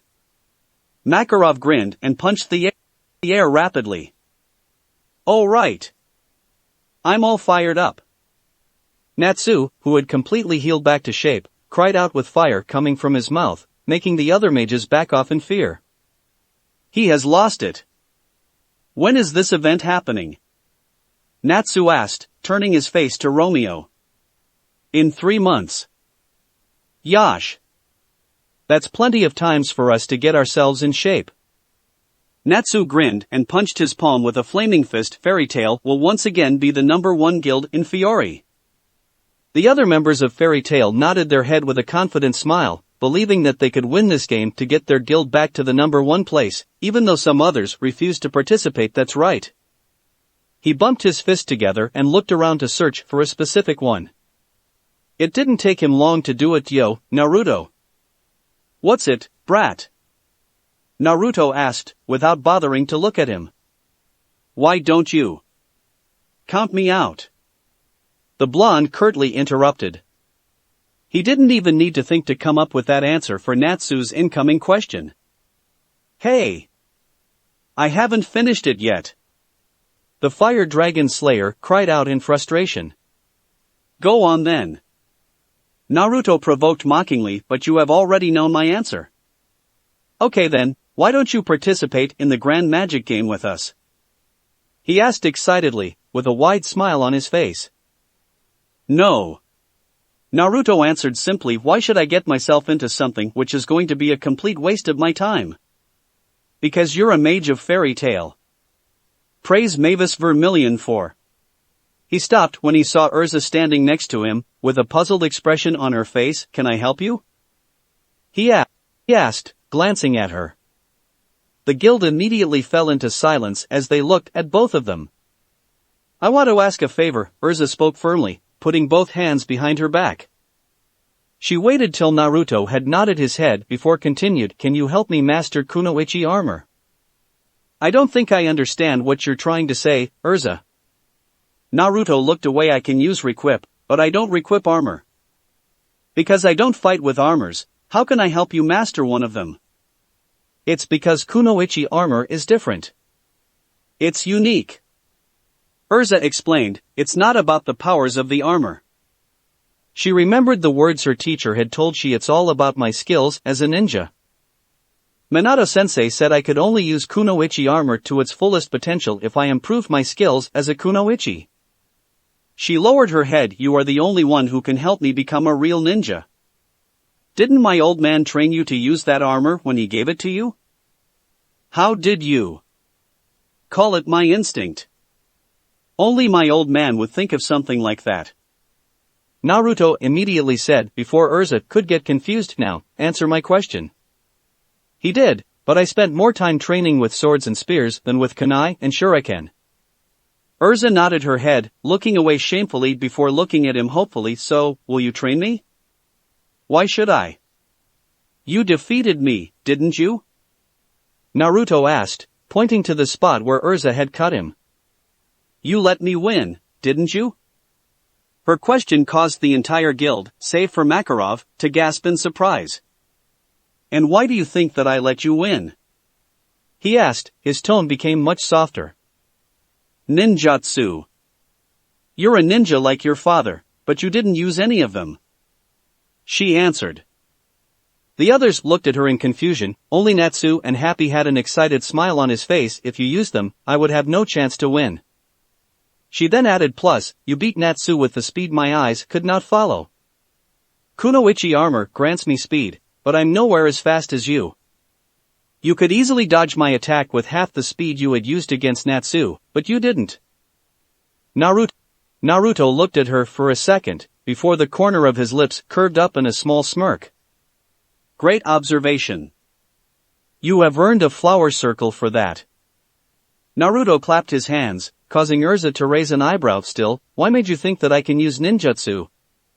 On Tenru, you put your hands like this. She put her hands together. I recognized it immediately. The weather started changing after that, so unless you're using a magic that can manipulate weather, I'm pretty sure that it's ninjutsu. A smile then made it to her face when she said, and yes, it's Minato-sensei who taught me how to take note of everything around me. Can you stop mentioning my old man? Naruto sighed, causing Urza to drop her smile. Anyway, I think I have had the answer to your request. Urza looked at him hopefully, a smile slowly spread out on her face. She could finally become what her teacher had wished her to be, alongside with being a mage, to be specific, a witch, which had always been her dream since she was young. The answer is no. And he crushed it just like that. Chapter 7. He had been told by a woman that he looked strangely peaceful and more human when he was sleeping, but Naruto had never been a morning person, and he himself knew that better than anyone. So he had decided since a very long time ago that he would not sleep unless he felt really, really sleepy and tired, something that would never happen because of his unholy stamina, which was a benefit of being an immortal, and spend his time doing something else, something really worth the time of the night and last long enough to take him all the way to the morning, when he could start yet another day as someone who would live forever. Food. Fu. Standing in his kitchen while wearing only his orange sweatpants, Naruto took a deep breath after he drank a cup of water. It was 4 in the morning. At the moment, he was alone in his house, and since Scylla hadn't been there with him last night, Naruto had spent the entire night reading through some of Lucy's novels, which he had found rather interesting. Putting the emptied cup of water on the table, Naruto moved to the magic espresso machine standing on the counter at the other side of the kitchen so he could brew for himself a cup of coffee. Normally, Scylla would be the one who did it for him. She might not be good as cooking, but she had no problem using a magic machine to make for her master a cup of bitter water, as she had decided to call it. Filling the cup with the hot liquid, Naruto walked out of the kitchen, taking a book with him from the living room and made his way to the front door of his house. Stepping out of his house before closing the door behind him, the immortal shinobi moved to seat on the rocking chair on his left.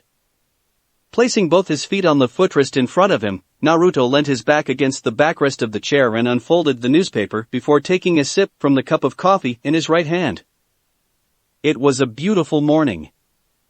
The sun was slowly rising from the horizon, its rays softly caressing the immortal's face and body as he sat in his chair, in front of a beach house that was rather simple but had everything he needed, rocking it back and forth, reading a book and enjoying a cup of hot coffee, even though he had no need for it in the morning, while waiting for the girl who he loved with all his heart to return, so they could have yet another day with each other, peacefully and quietly. He could never ask for anything more than this. His mind drifted to Scylla and couldn't help but wonder what she was doing at the moment. She had left last night to attend a very important meeting of her guild. Before she left, Scylla had also promised to return as soon as possible. Even though she had been spending the last 7 years with him, she was still an active Tartarus member, staying as one of its strongest demons. Naruto felt no need to remove her completely from her kind, the demon she had spent 19 years with, so he allowed her to come and visit them at any time. They had never met him, and he had never met them in person, or demon.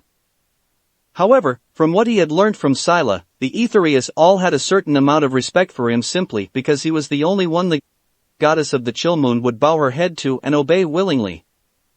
Even Mardgeir Tartarus, the current master of Tartarus and the leader of the Kyokamon, Kyoka, had never received that kind of respect before. It also couldn't be helped that Scylla had always spoken very highly of her master whenever someone asked about him, and they all knew that she had no reason to lie to them. To them, she was simply too cold to speak a lie. There was a reason they called her goddess of the chill moon, after all. Speaking of Kyoka, Naruto had to admit that she was a woman that had always amused him. For the past 7 years, she hadn't stopped trying to bring Scylla back to her bedroom to have sex with her. However, listening to his wish, the Aetherius had decided that from then on, Naruto Uzumaki would be only one who was allowed to touch her sexually and intimately, unless he decided otherwise. She had politely refused every tempting offer of Kyoka, but most of the time Scylla had given her flirting attempts the cold shoulder, much to the green-haired demon's frustration. From what he had learnt, Kyoka had been furious, and she had started feeling an intense amount of jealousy toward him, which was as clear as daylight to Scylla, who reported everything to him the moment she had returned to his side. Fortunately, Kyoka was a proud demon and had too much respect for Scylla to force herself on his girl.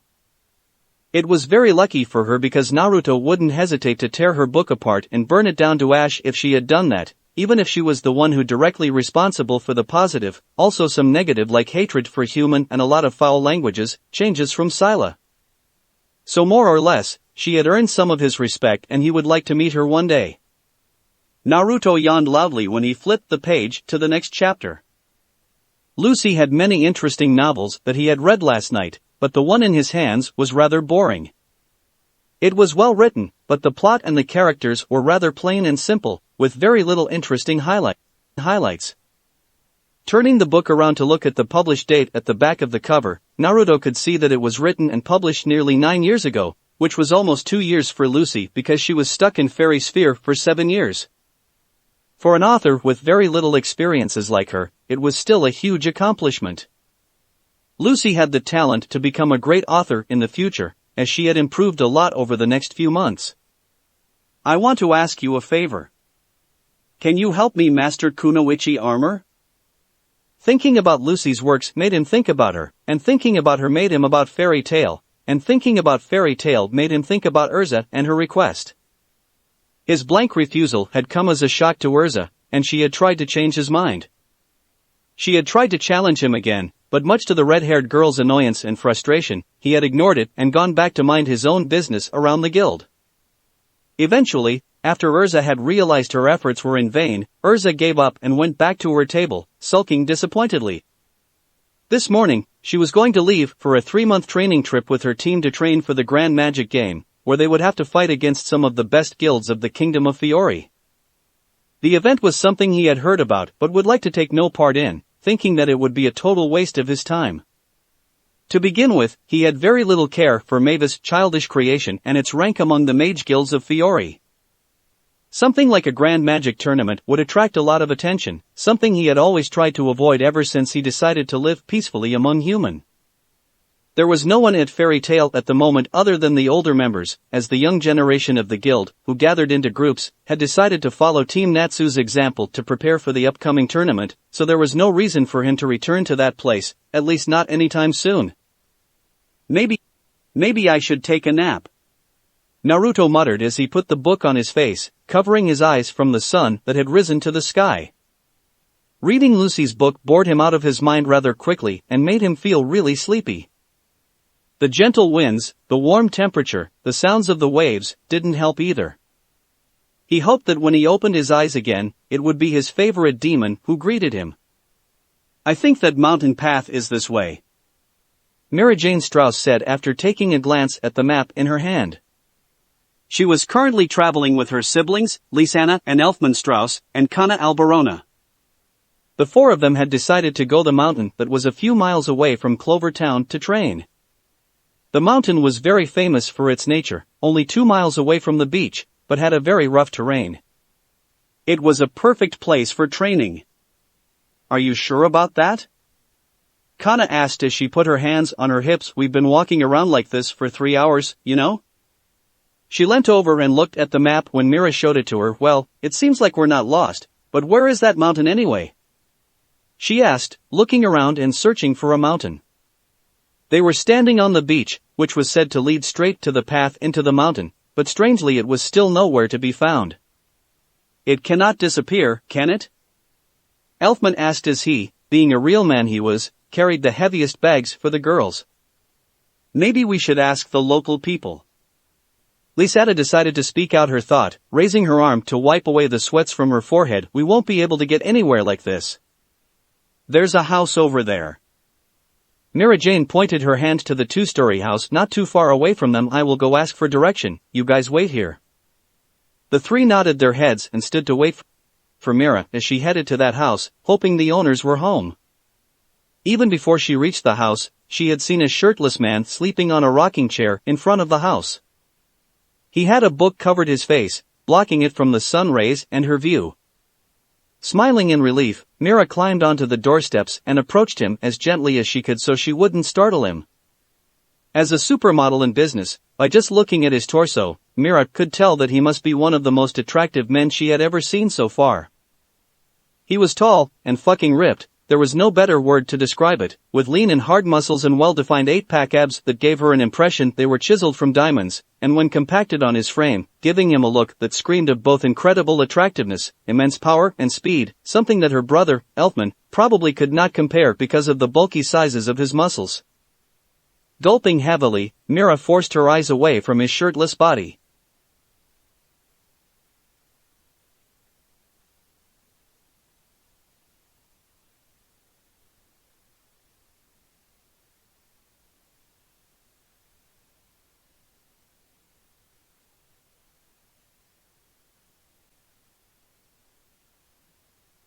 Mira was blushing rather uncontrollably. Her face was as red as her friend's hair and hot, so hot that it could burn. Staring like that for a second longer and she would surely die of blood loss. Taking a deep breath to calm down, Mira reached her hand toward him and put her hand on his shoulder to shake him slightly. Excuse me, sir. Mira smiled when he jerked slightly and started moving around. The sudden movements caused the book to slip from his face and fall to the ground. And Mira Jane Strauss found herself looking directly at Naruto Uzumaki. Who is it? Naruto asked as he blinked his eyes several times to clear his vision, before slightly raising his eyebrow when he saw the familiar long and wavy white hair, big blue eyes, beautiful face and curvy, voluptuous body with very large breasts, which unmistakably could only belong to one woman, Mira. Naruto-kun? What are you doing here? She asked, trying her best not to smile. Should she expect anything less from him?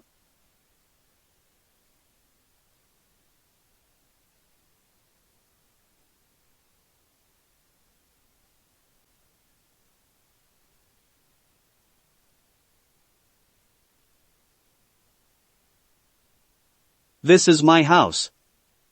Naruto stood up, completely towering over Mira, and pointed his thumb to the house. Really? You live here? Mira asked in surprise, but isn't this place like hundreds of miles away from Magnolia? The station opened at 5 in the morning, but he had always been there at 6. There was no way that he could make it in time. I like to work out in the morning, Naruto answered simply, grinning charmingly as he crossed his arms on his chest. I can see that. Mira giggled and gently bit the right part of her lower lip when she found herself looking at his shirtless form once again. You should take a picture, it would last longer. He teased, snapping her out of her thought. I take it you like what you see, eh? He asked, and Mira nodded her head with a soft giggle. Unlike a certain someone, she wasn't so shy and had too many issues to admit what she felt about the new super attractive guy in the guild. So, what are you doing here? You can't coincidentally find out about this place, can you? Knowing his luck, she could. Well, we're hoping that you can show us our way to the mountain. We? My siblings and Kana. She pointed her hand, and Naruto turned to look at that direction. He could see Lisanna and Elfman, Myra's younger brother and sister, as well as Kana Alberona, the daughter of Gildart Clive, who had left the guild the day before to continue his 100 years mission. We're on our way to the mountain to train, but we can't find it anywhere. She showed him the map and pointed at a specific location, which Naruto recognized quickly. Well, no wonder why you can't find it. Naruto nodded, grinning. Why? Mira asked, confused. It's because that mountain is mine. So, you own an island, and now you own a mountain, Kana said amusedly as she gulped down a mouthful of beer. Unlike the Strauss siblings, Naruto had decided to serve her beer instead of tea, much to her delight. Is there anything else that you own? Just the island and the mountain. Naruto, fully dressed, said as he took a seat on the lone sofa in his living room. You might not know it, but it is called Mayaboku, the Mountain of Bewilderment. He then added before any of them could ask him, and no, it didn't belong to my ancestors. The mountain's ownership had been given to me by the leaders before he passed away. There was no need for them to know more than that. I see. Mira nodded her head slowly. But why did you hide it away? Lisanna spoke up, raising her hand. Tourists came every year, and let me tell you. Sightseeing and camping are okay, but they didn't come to Mount Mayaboku with pure intentions like that. Naruto pointed out before continuing. They destroyed lakes and rivers with their wastes and littered the ground with garbage, which took me hours to collect every day. Naruto answered coldly, knitting his hands together in front of his face. When they started hunting down wild animals for the fun of it and chopped down trees to make houses and objects, I could not take it anymore, so I hid it away to prevent them from coming again. He shrugged. His expression softened just a little. You guys should have read the newspapers before coming here, you know, catching up with the world is very important. Team Mira nodded. He was right.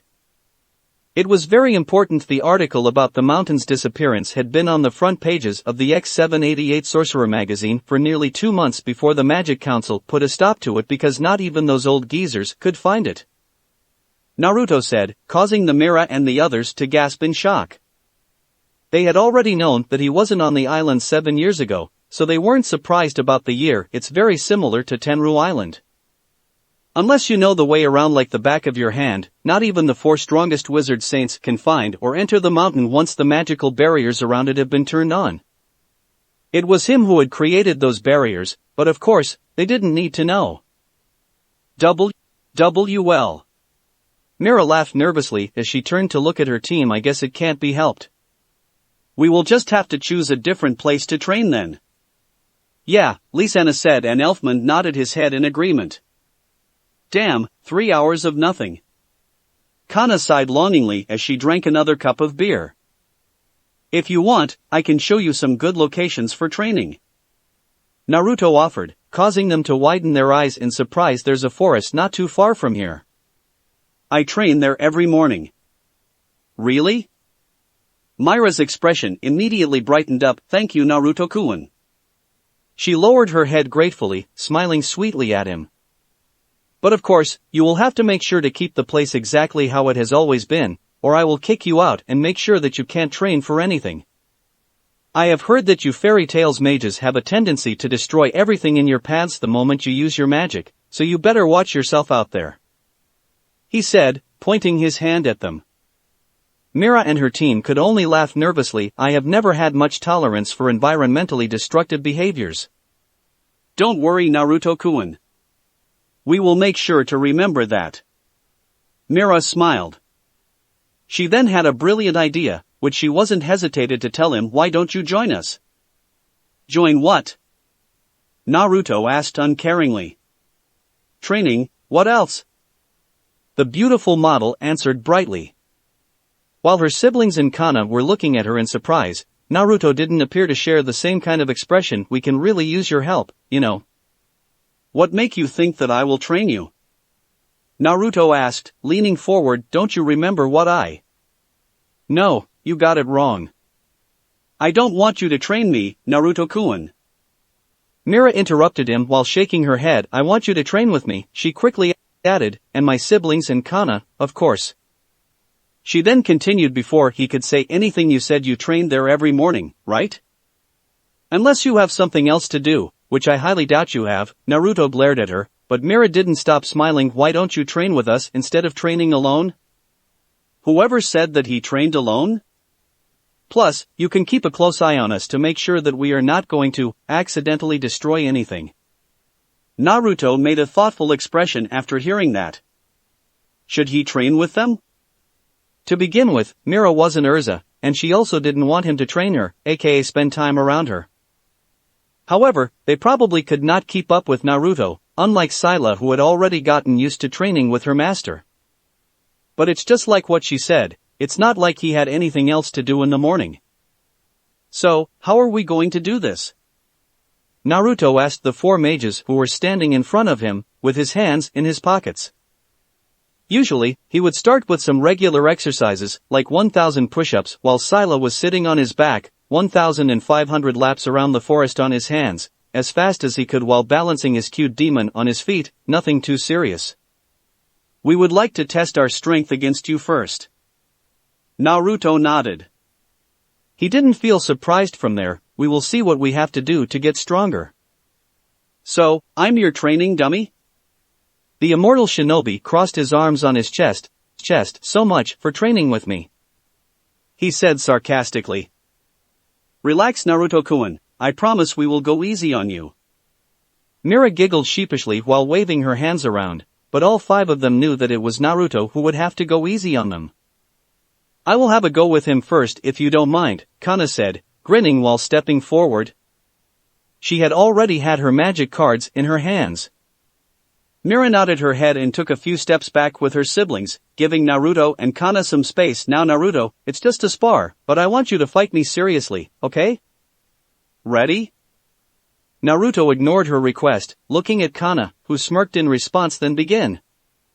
Kana raised her cards and was about to throw them, then suddenly they disappeared from her hands and the daughter of Fairy Taizes found Naruto standing right in front of her, with a kunai pointing at the spot between her eyes. And you're dead.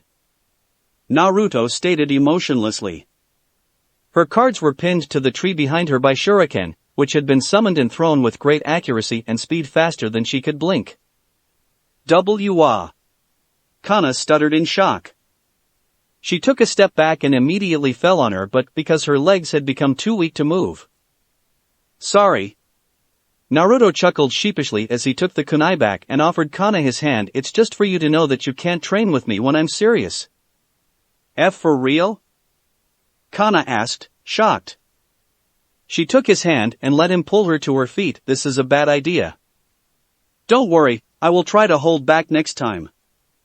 For the next 2 hours, Naruto had trained with Kana, Lisanna, and then Elfman. He let Kana use every card she had in her arsenal, but he didn't allow any of them to hit him. He stopped after Kana had run out of magic cards. He held back a lot while he was fighting physically with Myra's siblings, especially Lisanna, because she was the weakest between the two of them. He easily defeated the youngest Strauss in her feline form before giving Elfman a royal beating with his intense speed, something that he could not keep up to even in his War Tiger takeover form. Oh my, I guess it's my turn now, Mira said as she put her cheek on her hand, smiling nervously while looking at Elfman who was limping away, being helped by Kana and Lisanna. He was badly beaten but overall, he was fine because Naruto had only hit hard enough to force him out of his transformations, leaving him completely vulnerable to his fists. Come here. Naruto smirked, beckoning her to step forward. He was going to enjoy this. He heard that Mira was an S-class mage and said to be as strong as Urza, so she would no doubt put a better fight than her siblings and friend. Still, frankly speaking, she's nothing he could not handle. Please go easy on me. Mira smiled sweetly at him, before calling for her magic. When purple magic power flared strongly around her, causing the wind to pick up, a large, matching color magic circle appeared above her head and in a blinding flash of light, Mira Jane started changing. Myra's eyes became darker and her eyelashes grew larger, with a dark, thin marking in a light zigzag style crossing her right eye vertically. Similar markings were present above her right breast and on both of her bare thighs. Her hair became wilder, defying the law of gravity and jutting upwards, also getting curlier, with the front ponytail growing longer. Her ears enlarged, extending backwards, and gaining pointed edges, while her lips were covered in dark lipstick. Her forearms and hands received noticeable changes, becoming covered in scales and each sprouting a fin-like protrusion on its outer side. She also grew a large, stocky tail seemingly made of metal plates or scales, getting smaller and smaller near its end. Her clothing had also changed, being replaced by a dark, skimpy one-piece suit, which reveals her arms and legs and was open on the front and the back, exposing most of her belly and wide cleavage.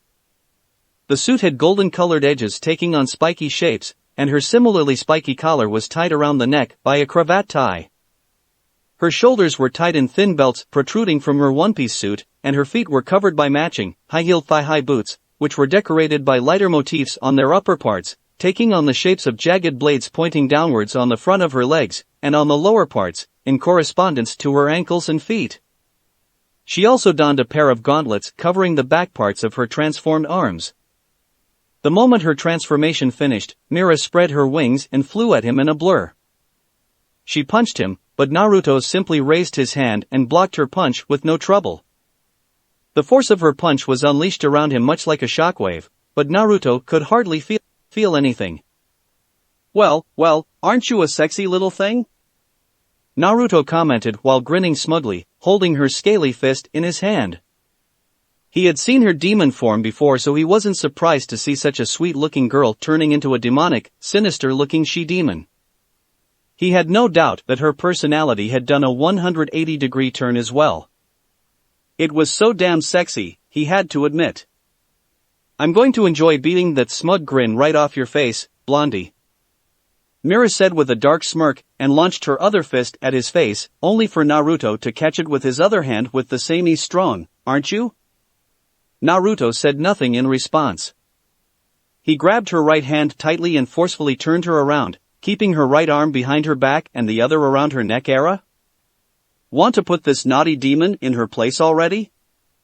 She bent her back slightly thrusting her hip behind her and rubbing it against his crotch.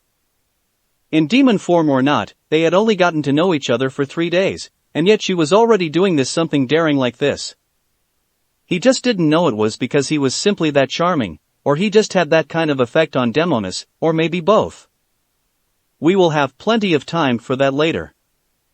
Naruto smirked as he tightened his grip around her hands, causing her to wince slightly in pain. Do you want to fight me seriously or not? He released her, but before she could make a move, he grabbed her tail and spun her around before throwing her away. Asshole, Mira growled as she flapped her wings and rebalanced herself on the air. It's where my dick would go in if you don't fight me seriously, Naruto called, and despite her best effort, Mira blushed furiously. Kana and Lisana weren't that much better than her demon like to get dirty, right? He asked while smirking. Charming, aren't you? Mira commented before launching herself down like a bullet while emitting a large amount of darkness magic from the palms of her hands. The sultriness had completely disappeared from her face, telling him that she had finally gotten serious. As she approached him from above, he calmly took a stance, putting one hand behind his back while the other extending forward. Come. Fua. So good. Normal Mira Jane moaned happily as she removed the bottle of cold energy drink from her mouth. You want some, Naruto-kun? She asked the man who was sitting next to her, offering him the bottle. Take as much as you want, I have a lot of them in my house. Naruto shook his head, smiling at her. It was noon and the sun was right above their heads. Lisana was training with her brother, while Kana was messing with her cards, leaving Mira alone to talk to Naruto. Thank you. She said and took another gulp before commenting while looking at the sun. It is so hot. She exclaimed while looking at the sun, flapping her hand rapidly beside her face to get some cool air. She was sweating bullets, and the long-sleeved shirt she was wearing clinched to her body like a second skin. It's summer, duh. Naruto rolled his eyes. And you're wearing a dark shirt, so you will absorb more heat than usual. It doesn't bother you? Mira eyed Naruto, who, unlike them, wasn't sweating at all. It does, sometimes. Naruto shrugged his shoulders. He looked at the bruise on her cheek, and couldn't help but ask, I didn't hit you too hard, did I? He hit her really hard because anything less than that would only scratch her demon skin. While it was nowhere near as hard as he could hit normally, it was nearly enough to knock her out of her transformation. Don't worry, Naruto-kun. I'm tough even without my demons. Mira shook her head, then widened her eyes when Naruto put his hand on her chin. What are you? Her cheeks became red. Making sure your pretty face stays pretty. Naruto said and put his other hand on her cheek for a second before removing both of his hands from her face. There you go. He said, smiling. Mira touched her cheek and widened her eyes when she could no longer feel the bruise. How did you do that? She asked in surprise. She was sure that it wasn't some kind of healing magic because she couldn't feel anything coming from his hand. I have my way, Naruto answered smugly. Is it one of your ninja techniques? Mira asked. Curiosity got the better of her. In a way, that's right. The blonde nodded his head in response. They're very useful and much more powerful than ordinary magics, but I haven't found much use for them lately. The world is too peaceful now. What do you mean, Naruto-kun? A sweet little thing like you doesn't have to worry about it. Naruto smiled softly, causing Mira to blush, both because of his smile and his compliment. Speaking about ninja techniques, do you think that Erza is training like hell to master them? Mira asked as she turned her head to look at him. Knowing her best friend, she probably would not try to do anything less than that. She can use them too, right? Naruto closed his eyes for a second before answering with a shrug. Not at the same level as I do, but yeah, she can use them, or at least some of them. My old man probably didn't teach her anything other than the basic, which is just enough for her to use kunoichi armor. I see. Mira nodded her head, looking away. She stayed in silence for a second before continuing. She is very upset when you refused her request like that. Did she throw a tantrum or something? No, she only ate strawberry cheesecake. Naruto raised an eyebrow. Normally, she will only eat one small slice, but when she is in the good mood, she will eat two. When she is angry or sad, she won't eat anything, but when she is upset or stressed, she will eat a lot of them, maybe enough to make a whole cake when put together. Mira giggled softly while pulling the collar of her shirt. Now that Mira had mentioned it, Naruto remembered Erza had always had a slice of strawberry cheesecake in front of her for the rest of the afternoon. He had thought she was in such a bad mood she didn't want to touch her food, but it seemed he was wrong. He would have to remember that she had a lot of hope that you would help her master kunoichi armor. She wears with it pride, you know. You seem to know a whole lot about that armor. To tell you the truth, Natsu isn't the only one who has seen Erza wearing it. When I was younger, when I was different, I was always in brawls with Erza, who I considered my rival back then. Sometimes, it's just friendly rivalry, but sometimes, we get really physical with our problems with each other, so we fought, holding nothing back. Both of them laughed softly at that. Sometimes she won, sometimes I won, but every time Erza put on that armor, she defeated me. I didn't know what it was back then. I thought it was nothing special, that it was just another one of her ridiculously revealing armors. It was something he agreed wholeheartedly. She told me how she felt while wearing it. It truly is special to her. Are you trying to convince me to train her now? Naruto asked suspiciously, turning his head slightly to the side to look at her. Am I? Mira gasped slightly before shaking her head. Even if I try to, I don't think I can do it. Plus, she has already left with her team, and you are being stuck here with this pretty little thing, so I guess it's too late now, isn't it? It's never too late for anything. Naruto stated softly as he looked at the sky. Plus, I can find her even if she is halfway around the world, so you don't have to worry about it. So, you are? The answer is still no, I won't train her. Naruto interrupted, causing Mira to pout. But I think I will come up with something. The pout immediately disappeared and replaced with a sunshine smile. Thank you, Naruto-kun. Mira smiled at him. You're really a good guy. So, you thought I was bad? Naruto asked in mock disbelief. When you refused my best friend's request, yes, I did. Mira winked, causing Naruto to roll his eyes. But being bad isn't always a bad thing. You know how much girls like bad boys? So you're into bad boys? Mira shrugged before crossing her arms and reaching her hands for the bottom of her shirt. Whoa, what are you doing? He asked in surprise when Mira suddenly pulled it and removed the shirt from her body, leaving her in nothing but a lacy white bra, which didn't do much to restrain her boobs. It couldn't help that her sweaty body was glinting rather erotically.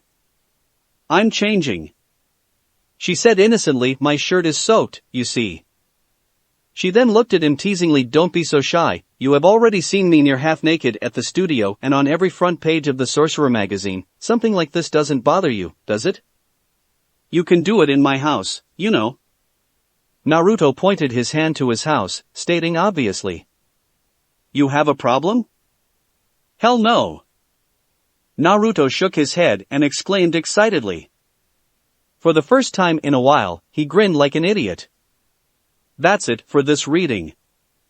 Hit like and subscribe for a free ticket pass going to the different worlds of anime fanfiction.